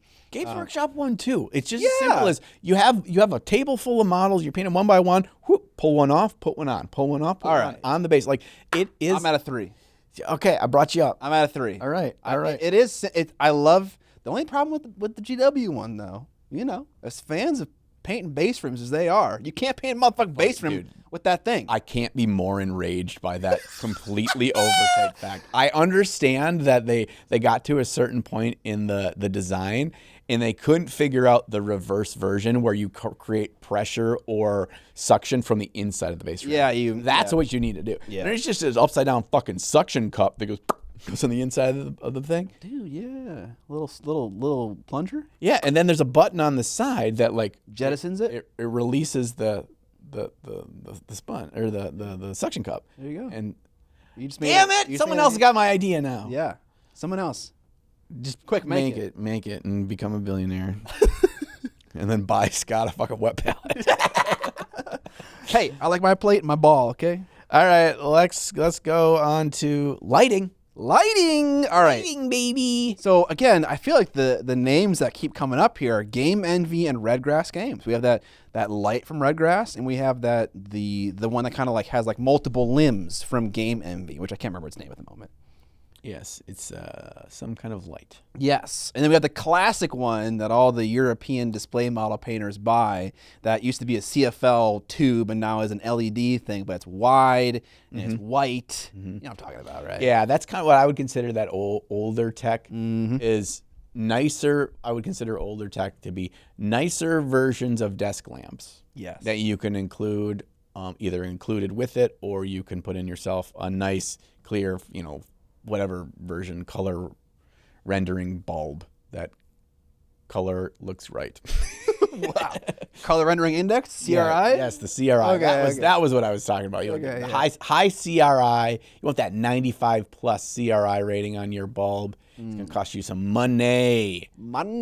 So, am I missing any other lights though? Like those are all kind of the significant players, I think. Yeah, there are other ones, and you could call things like the maybe like a newer version of an OT light. Or like BenQ makes like task lights. You ever seen that BenQ lamp? It's like bent, like it's like a curve, like a smiley face shape almost. Yeah, I want to punch people that use those. What's the deal with that? It's fucking dumb. Oh, dude, what are your thoughts? Give me the light rainbow. Yes, the arch. Did you ever use a arch or whatever? No, it's the dumbest fucking idea I've ever heard of. It seems a little silly. You know what? It would be better if it was like a light hood, where it was like not one arch but like 4 arches, and as you sat in your chair, you'd spin one, so it's like 10 degrees, one where it's 20 degrees, one where it's 30 degrees over your back. Because what you need is that universal halo, but you need it coming from behind you as well as on top. Because the rainbow doesn't help you because it's still only coming from one axis. Right. You need for the lights to come from like the direction of your eyeballs. Honestly, that's what it is. You need your eyeballs to be light. Yes. If that how it worked, that would be perfect. Also, if my eyeballs could also be a camera, I'm signing up. You know, for our sci-fi overlords. You know, I will become a cyborg. Okay, if my eyeballs can be lights and cameras. Robo Scott, you heard it here first. So, okay, someone sent me a video on Instagram of a dental light, a new dental light. So this is fresh dental tech. Okay? Oh, baby. Get us that dental tech. It was a big saucer, and it had many individual light elements inside of it. And a person put their hand in front of the light, and below there was like the typical like mouth of teeth. No, like a thing where you would sit, like the chair, whatever, that leans back. Yeah. And there was no shadow under their hand, none at all. Because of however this light is orienting the individual elements, if there are mirrors in there, whatever it's doing, it casts no shadow on the below surface. And I was like, that in a hobby lamp, maybe it's too expensive, but if there were a cheap way to do it, that'd be interesting. I don't know if that'd be amazing, but it casts no shadow. Wow. So maybe that's an opportunity for some light tech to really innovate. The problem with this one in general, I think, is that like, none of this is new tech. It is just remarketed for us. Yeah. All of this lighting stuff exists and has existed for much longer than this 5-year, even probably 10-year time span. It's just that, one, there's a price to it. And that's not changing. Like, these new lights are not cheap. No, they're not. Yeah. But they're cheaper. But you're actually losing quality because of that. I really like both the Game Envy and the Redgrass Games lights. I like them a lot. The problem is they fail to hold a candle to the $3,000 in lights that I have above my mating station. So but for the average hobbyist. Is the average hobbyist going to spend $260 on a Redgrass R9 desk lamp though? I like it too. I do like it. I was given it for free. I use it at home. I stare through that slit, you know? It's great. It's like the light comes from your face. Yes, and it's movable so you can get the correct angle. I know, I can get it really low. Really high CRI index. It creates a more universal light. It's really good. It's just so expensive. It's not that much different than other high-quality lights that you could get otherwise. So I appreciate, though, how they have the specs. They tell you the fucking color temp in Kelvin. They tell you the lumen and the lux at a specific distance, which is how cinema lights work. Obviously, because light falls off with distance, it makes no sense to measure light intensity just in a vacuum. You need to say at what distance. They say 3700 lux at 45 centimeters. They give you not just the CRI, but also the extended R1 through R15, which is like a different type of way of measuring light accuracy. They did the fucking homework, right? Okay? And I appreciate the hell out of Redgrass Games for doing that. But it is $260. They are coming out. I don't know if it's common knowledge yet or not, but whoops if I am spoiling this. I think it's known. They're coming out with another one that is more cost efficient or like more less cost prohibitive. Sure. And I think it just has the one light instead of the double beams. I think it's smaller, more flexible. Single bar kind of thing? Single bar. And I think it's easier in smaller hobby spaces to use and stuff. So I don't know what the price is. I don't know exactly. I saw some prototype pictures or whatever, but it just kind of looks like a smaller single bar version. Okay. I don't know. But so there'll be some options at least. Okay. That's nice.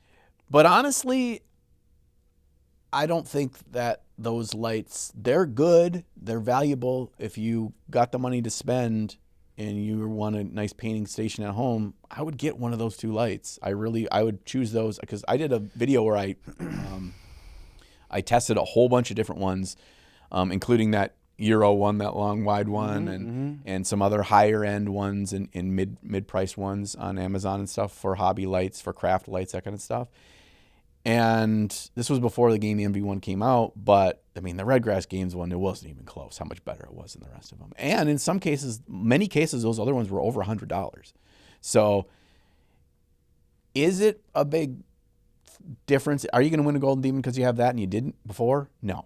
Is it going to make you a better painter? No. Is it going to make your painting experience a higher quality experience? Are you going to be able to see your mistakes? Are you going to be able to improve a little better because of them? Yes, a little bit. How did it compare to just a normal hobby light with a nice big bright bulb in it? How is it better than that? I didn't compare it directly, so I don't know. There was a lot of value because, like you, I wanted it slightly leaned toward me and down. And for it to be able to do that and direct that while not being a harsh light, if I had to, like, 'cause we got 2 China balls right here with creating a big soft light. When I had that in my painting station where I had 2 big, I basically just had the IKEA lamps with China balls and $45 bulbs in each of those. So there you're talking, that was over $100 and some dollars that I spent on that setup. It's not any better than that.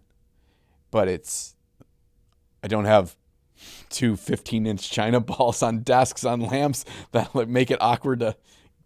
That's something that can't be really understated is like these elements are very bright and they are like 3 inches from your fucking face. And there was a 360 too. Like, it hurts your eyes to look. You can get used to it, but it's like, do you want to get used to it? The thing that's nice about the Redgrass Games one is that it's literally in between, the way I use it, is in between you and the model, and the lights are facing the model. So you don't even like see the physical light bulb at all. Yeah. Which it from a comfort standpoint is really nice. As a means of comparison, the Game MV1 is $85 and you can buy 2 of them for $160. So you can save $10 if you buy 2 of them. And they're nice because they have like 2 separate lights that you can put at angles, and they really do the thing you want to do, where it's like you have one just to the right of your head, one just to your left of your head, and they're angled down, so you get more like a 180 light coverage. And their light quality is really nice too. It's not as good as the Redgrass Games one, but it's really nice. That's a really solid product. So back to the tendie scale. Be honest. 2.5 for me. 2.5. Yeah, I was going between 2 and 2.5. I think it's more than a 2, but if those 2 products, because those 2 products weren't on the market, there would be nothing.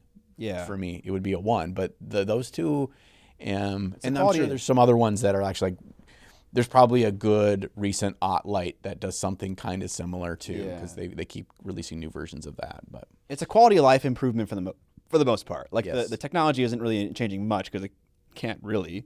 But yeah.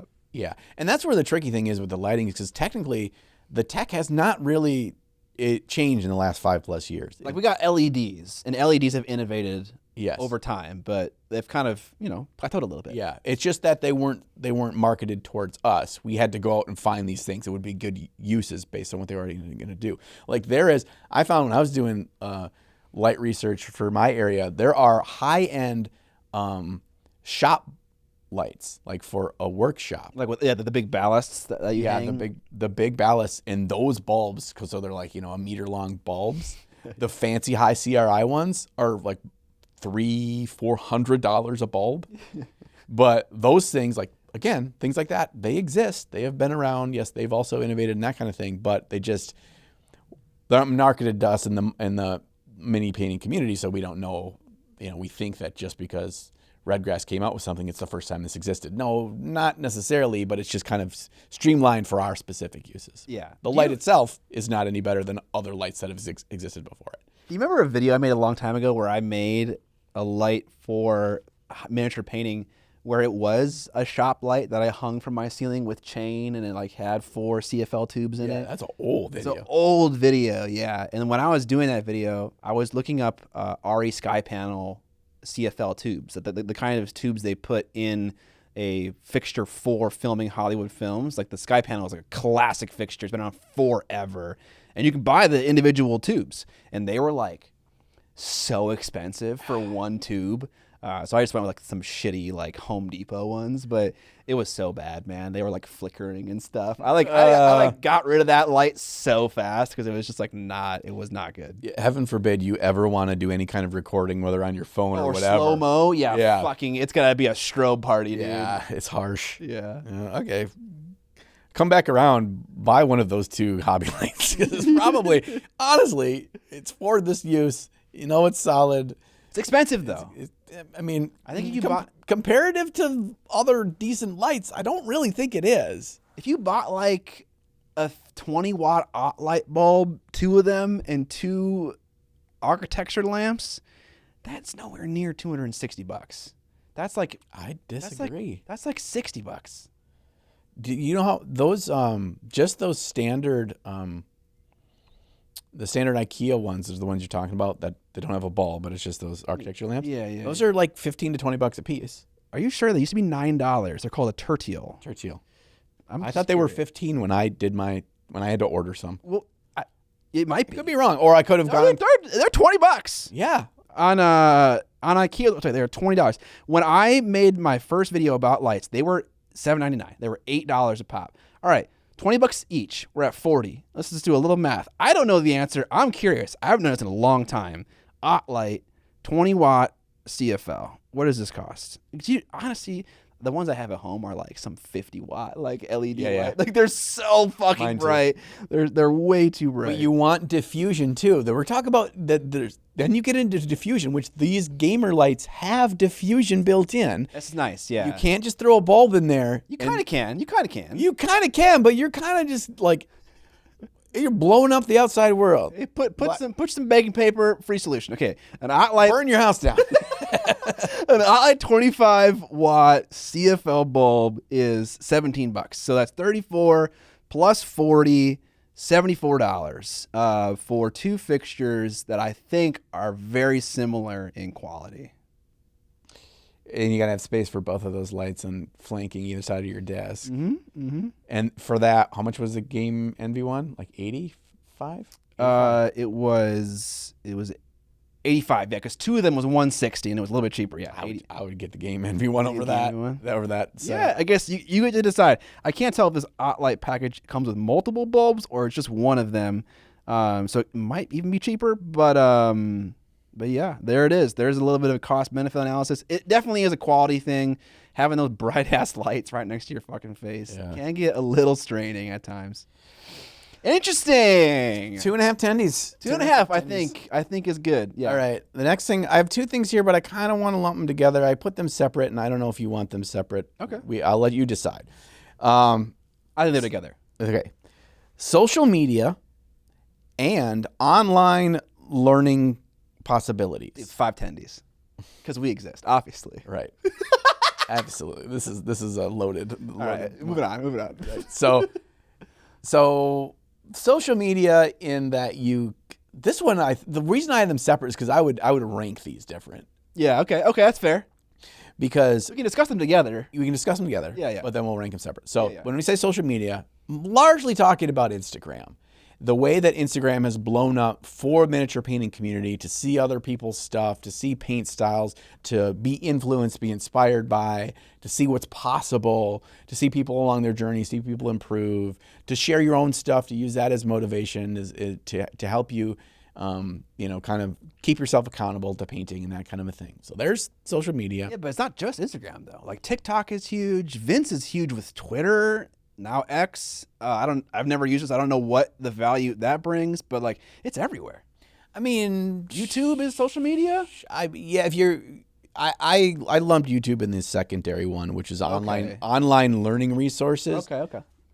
I'm largely talking about YouTube there. Okay, I yeah. ain't talking about fucking Duncan Rowan's Painting Academy, okay? That is one, though. It And all is the one. Patreons, all the pro painters that have Patreons. I'm not calling, what's the Banshee one? Miniature Art World for Winners? I can't remember the name of it, but it's like Banshee Art Studio. It's like the name of the shop where you can buy his models.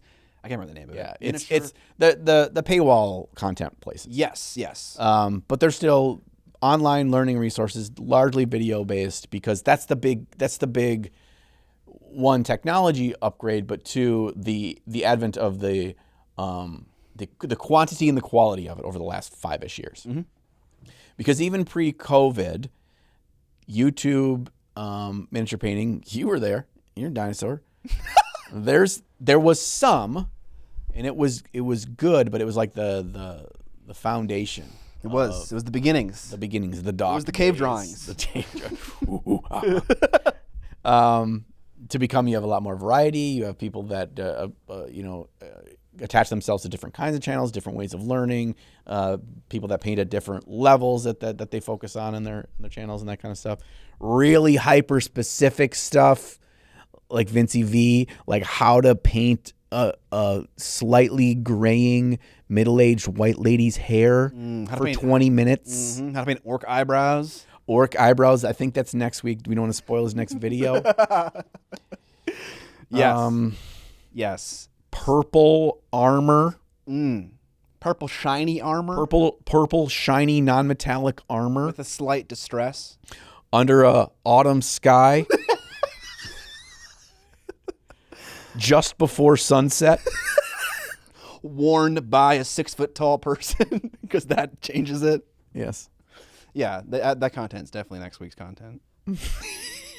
Anyways, it's interesting because I feel like if we were to compare, it was like it didn't exist and now it exists. So for that reason alone, I feel like it should be 5 or 4 tendies. Yeah. Right? Okay, so the way that I think that the best way to justify it is looking at the trajectory of quality of highest quality works. Not talking about the average, because I think it scales the same way. Yeah, but everything improves the quality of works. The better tools, the better educational resources. So it's like hard to decouple that. Yeah, I mean, I'm not basing this off of any specific fact, but I feel that the major way that the water level has risen for both a new painter, for a somewhat experienced painter, and then to the highest level of painting, if you look at that on a graph from 1990 to 2015, there is a steady increase. And then look at the winner of like Golden Demon Gold winners, Slayer Sword winners, Monte Sansevino winners from 2024 to 2017, less than a decade. And it is night and day. That's an interesting comparison. You're definitely right. It had an impact. It's just a question of how much of an impact did it make compared to all the other strides the hobby has made in technology over time. The videos and the educational resources probably had the biggest impact. Definitely can't deny that. Yeah, because I just think the access to information. Of course. Because it used to be where like you could only go as good as the best person that you could in your area, and then you're just trying to copy the White Dwarf stuff and all that. And that's why White Dwarf used to be the pinnacle and stuff, because it was like 12 passionate full-time painters sitting in Nottingham that were painting all day, every day, and they grew because of their community was tight and small, and they were all great painters and grew together. Now it's a worldwide community that we have access to all of those learning tools virtually, through Instagram, through YouTube, through places like that, where it's like anyone's personal growth has the capability to be skyrocketed at a level that it naturally wouldn't have had without that access of information. You look at the advent of the internet and the sharing of information, that same graph works kind of across all markets. So to me, that's where I'm making this comparison. That I think this is the most impactful technology and improvement. There are other factors involved in this, but I think this one is like 80% plus. I think that's an argument that you could definitely support, like for sure. It's interesting. And it's not just like looking at someone's great paint job. It's like being able to see the brushstrokes in real time. It's being reinforced of like, oh, this is how they go about thinning their paint. It's just these micro things that are reinforcement, so you're not second guessing or some very basic thing that is making a massive domino effect of impact on your final quality, that you just like in a moment you can just realize a thing or just learn a small thing that like years could go by of you painting, of trying to do your best and trying to win a golden demon or whatever. And it was a very minor, minuscule thing that with the advent of online learning, it just like, yeah. So let's do a little bit of a walk through time here on other miniature painting education. Because it's not just Dr. Faust and Uncle Adam and Sarastro and Pete the Wargamer on YouTube back in 2016. There was definitely more than just that. There was also tons of blogs. Like I made a video back in the dark ages where it was like my top 5 or top 10 favorite blogs. I had like a whole folder of RSS feeds that I followed, and I would get a little notification whenever they posted a new article. Obviously, Massive Voodoo is a huge one. Yeah. Everyone knows about that one. But there were a lot. There were so many. Rafael Lapica, didn't he have one? He worked. Oh, he was with Massive Voodoo. Yeah, he was part of the Massive Voodoo team. Yeah. So, yeah, he had cool articles on that site as well that I freaking loved reading. But obviously, there's an element of being able to see stuff in real time that teaches you things that the person painting doesn't even think to describe, right? Right. So there's an element of that when it comes to video. Before that, there were also books, like actual miniature painting specific books. The classic one being the one not Lighten. What's the one by the French guy?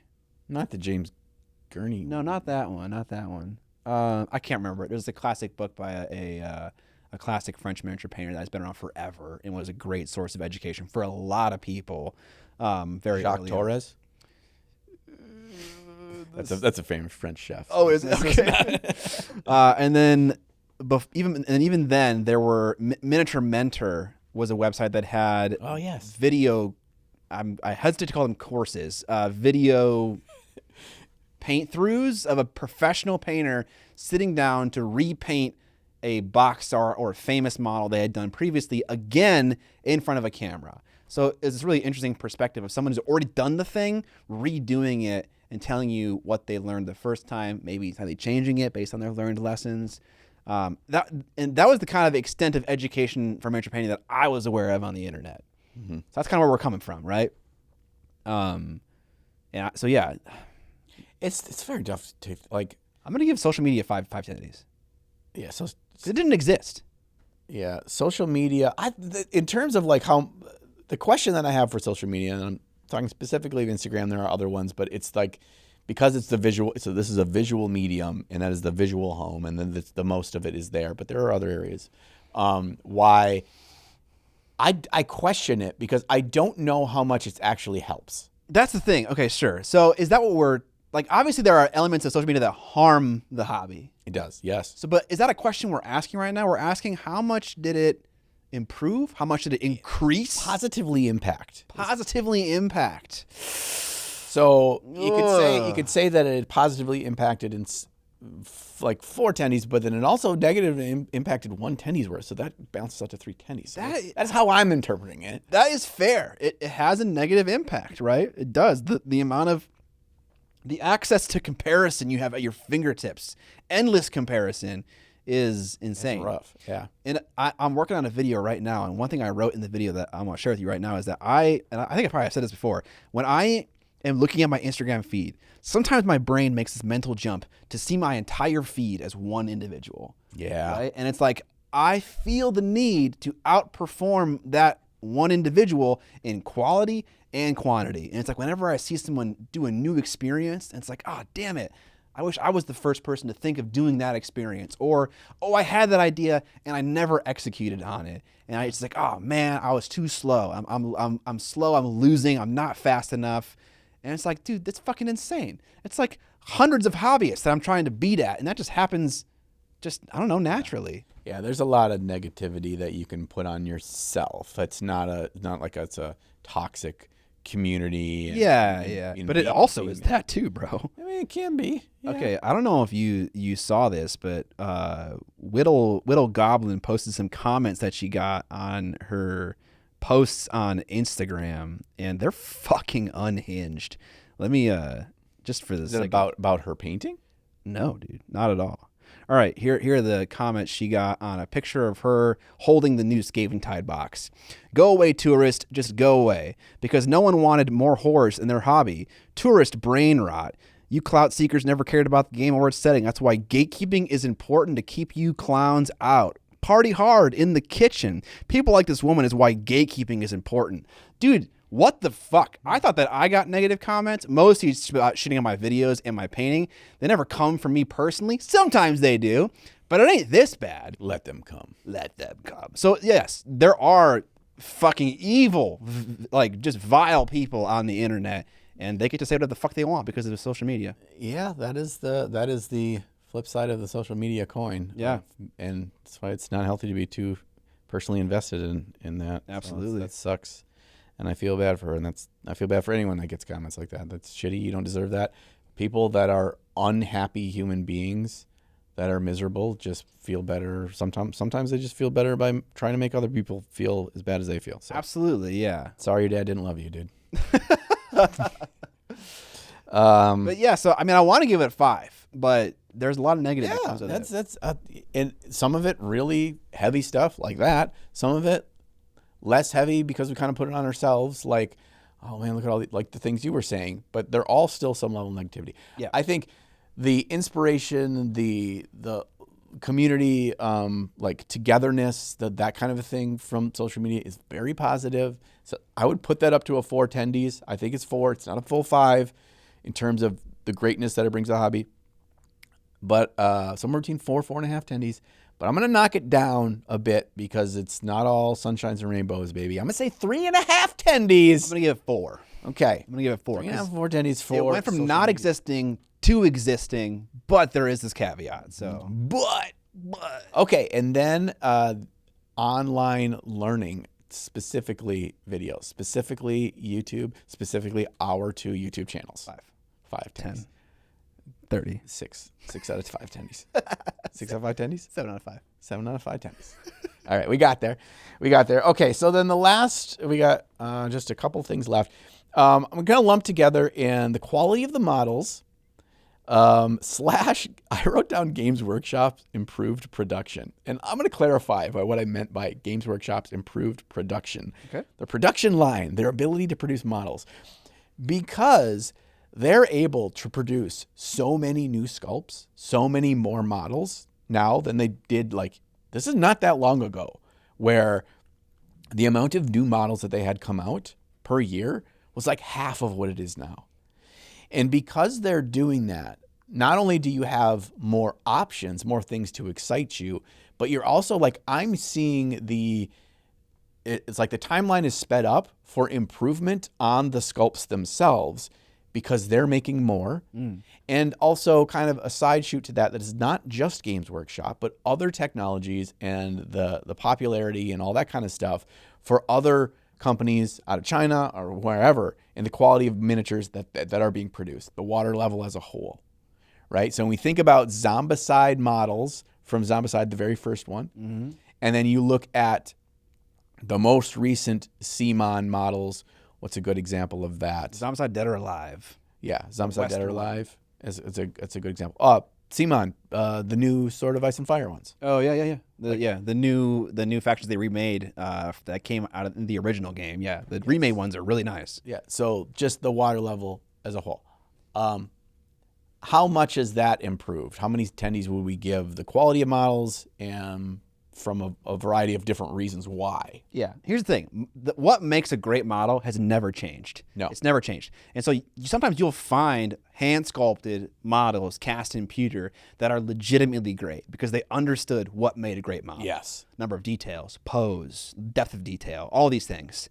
I think new technology makes it a little bit easier to execute on what already makes a great model. Yes. So the question is like, how much has the industry learned about what makes a great model and how are they actually implementing the tools to achieve that end? How good are they doing that? I think it's a 4. Yeah. I think it's a strong impact. Yeah. And even when you look at an amazing paint job by a world-renowned artist, if the model isn't striking and moving, it like you have like the suspension of disbelief is like broken. If the quality isn't there, if it's not giving them a solid enough canvas to work with. That said, you know, we don't need to have the bar be excruciatingly high for a canvas to be good, but just kind of the average, right? The average water level is raised quite a bit. I have an interesting question for you that has a distinction. How much is there a difference between how much 32 millimeter wargaming scale models have improved and between how much display models have improved in the last 10 years? Can you think about a model from like FER that maybe you saw or you bought compared to display models that exist now? That's a really good point, and it's actually something you were talking about just a little bit ago. It reminded me of something that I didn't put on this list, but I think we can fold it in here right now. No, I don't think that that's a limiting factor. I think the artistry of the sculptor and the technology of being available to produce that at the scale of which they do has not changed. I think the only factor we need to bring in with that is 3D printing. Because 3D printing opens the doorway for people to get into producing models for display, for bust, for whatever, that weren't willing, didn't know, didn't have the capabilities or whatever to actually produce the thing. Yeah. And so we have more variety, and I think that the sculpting skills and the understanding of anatomy and all that kind of stuff, that has not changed. But I think we're opening the door with 3D printing, that the 3D printing has gotten to a certain quality that gives us more variety. But you're right. I don't think that's changed at all. It's interesting. It's like Hollywood and YouTube, right? YouTube enables individuals to make content and release it at will. No review necessary. Yep. 3D printing allows people to sculpt things, throw it on Patreon, no review. You don't need money to do molding and casting. You don't need money to make a Hollywood production, to make a YouTube video. And so it just opens the floodgates of creativity. And with that comes bad and good. So I'm curious, do you think that display models have improved over time? Do you think the score is different than the amount that 32 millimeter models have improved over time? Score's a lot different. Okay. Do you think they haven't improved as much, or they've improved more than 32 millimeter models? They have not improved as much. Okay. I think we agree then. Yeah. I think some of the old ones are pretty much just as good as some of the new ones. So maybe resin casting technology hasn't really changed a whole lot. And also the fact that they're just larger means there are less of the problems that wargaming scale models have to run into. Yeah, right? And mass production is a big part of that too. Sure. Yeah, it needs to be able to be mass produced for the smaller stuff that's going to be used for games and that kind of thing. So yeah, the quality for mass production is a whole different can of worms rather than your 500 individual resin cast, spun cast models. So yeah, I think I'd give the 32 millimeter gaming scale models like a 4. Yeah, I agree. And then like display models like a 2. 2. Yeah. 2.5 maybe. Like I there are think new ideas we're seeing that are cool. Yeah. I think the final topic that we're going to discuss actually will kind of loop a bunch of these loose ends together, the final thing. But I did mention 3D printing. I agree, 2. And 2 is not to say, I mean, the big asterisk on the 2 for display quality, 54 millimeter, 72, and then display busts. The big asterisk there is amazing artists were able to do that for quite a while now. Mm-hmm. And as more artists are having ability to get access to it and maybe learn or maybe find a new revenue stream or a new way for a new audience for their sculpting skills through STL files 3D printing, then that's where I'm seeing it raised to like a 2, where it's like we just have more. There's the door is more wide open now. Okay. Okay. So the very last thing I wanted to talk about was I wrote down nerdy shit is mainstream and it makes money. Yeah. What I mean by that is this is kind of the thread that's for everything we've talked about and all the things we didn't think to talk about, is that none of this is able to be done 10 years ago because there wasn't a market. Yeah. The market has grown, especially since COVID. It's just like kind of exploded. And where there is an opportunity to make money, that's where innovation happens in a capitalist society. And that's what's happening. And that's why you have fancy lights. And that's why there's a new paint range every 3 months. And that's why Games Workshop produces twice as many models as they did 10 years ago. And that's why 3D printers keep coming up with higher and higher technology, because there's a market. And if there's a market, because this has become more welcoming, more all-encompassing, that nerdy stuff, everything, you go back to the start of Marvel Studios and those movies becoming big, up to the Star Wars stuff and the remake of the Star Trek stuff and Lord of the Rings and all these things that came from like Hollywood. Game of Thrones. Yes. Yeah. They started with Hollywood to be like, oh, all the cool people like say that this was interesting. Now the nerd level rises. And those of us that have liked nerdy stuff since way before any of this was ever cool, we can come out of the woodwork and we can get more involved as an adult and that kind of stuff. So. Yeah, it definitely helps. A nice injection of cash, you know? Yes. So I think this is something that I would just like, this is an immediate 5 out of 5 tendies. That all because the exposure, the ability for all this stuff to be done is I don't even know if this is not even really a thing we're supposed to vote on, but like it's one of those things where it's like I think this is such a vital, important factor is the market. Mm-hmm. The market is so much better than it was 10 years ago, and it's not particularly close. And because of that, we get all these other cool things. We get to have a fucking podcast where we talk about this stuff. Yeah. And more than 8 people listen to it. Yep. Not many more than 8, but more than 8. This came out in 2016 and get 500 views an episode. Yep. And not 20,000 and 30,000 downloads. Sorry, 10,000 downloads for a total of 30,000 listens. Yeah. That's incredible. And like we don't even have to like really even do anything, you know? We just show up. Right. Alex edits it. He does all the hard work. All right. That's it. God, I feel like we covered all that. I'm sure we forgot some like specific kinds of things. I didn't even think about 3D printing until airbrushes maybe, or 3D printing would be a big one, but yeah, there's certain other specific tools, but I think those are the main ones. We kind of hit some, I think, certain boxes that other things could kind of be filed into those other boxes. Mm-hmm. You know, we didn't talk about paintbrushes because, spoiler, that shit ain't changed. 110, baby. Yeah. It was they've been amazing. They just weren't for us. We just found the best ones for us that have already been made for 150 years. Yeah. So that's cool. And now there's companies that make stuff that's for us, but they're just the same things. Yeah, the same things. Doesn't mean they're better or worse. Doesn't mean you shouldn't buy them. It just means it already existed. Nothing changed. 0 tendies. Welcome to the end of the podcast. Thank you for hanging out all the way to the end. We appreciate your dedication to our stories about Space Marine buttholes and food poisoning. Yeah, I hope that one day I can shit and vomit again at the same time. Why do you want that? I really wouldn't want anyone to experience that. It was awful. It is. But I wanted to feel empathy for you. Also want that purge, you know? You want to feel empty. Yeah. Body, soul, and spirit, man. Oh, that's not the kind of purge I want to participate in. If you guys like the podcast and you want to support it, there are a number of ways that you can do that, both free and not free. Most of those things are linked down in the show notes or description below, depending on where you're listening.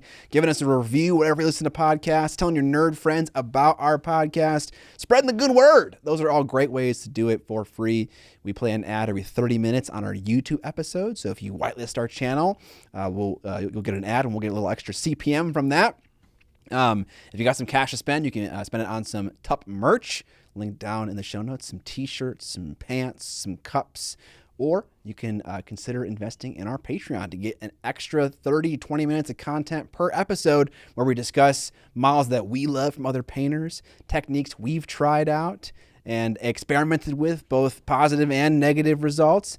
And also, we give feedback to one of your minis. As a patron, you could submit models for us to give feedback to, and you can also submit topics for us to discuss along with that at the same time. This week's episode, and honestly the last two, have all been viewer questions and topics. So thank you so much for that content. We appreciate it. Hopefully we're doing it justice. All right, we're going to be back in a fortnight. Until then, we'll catch you on the Flippity flop.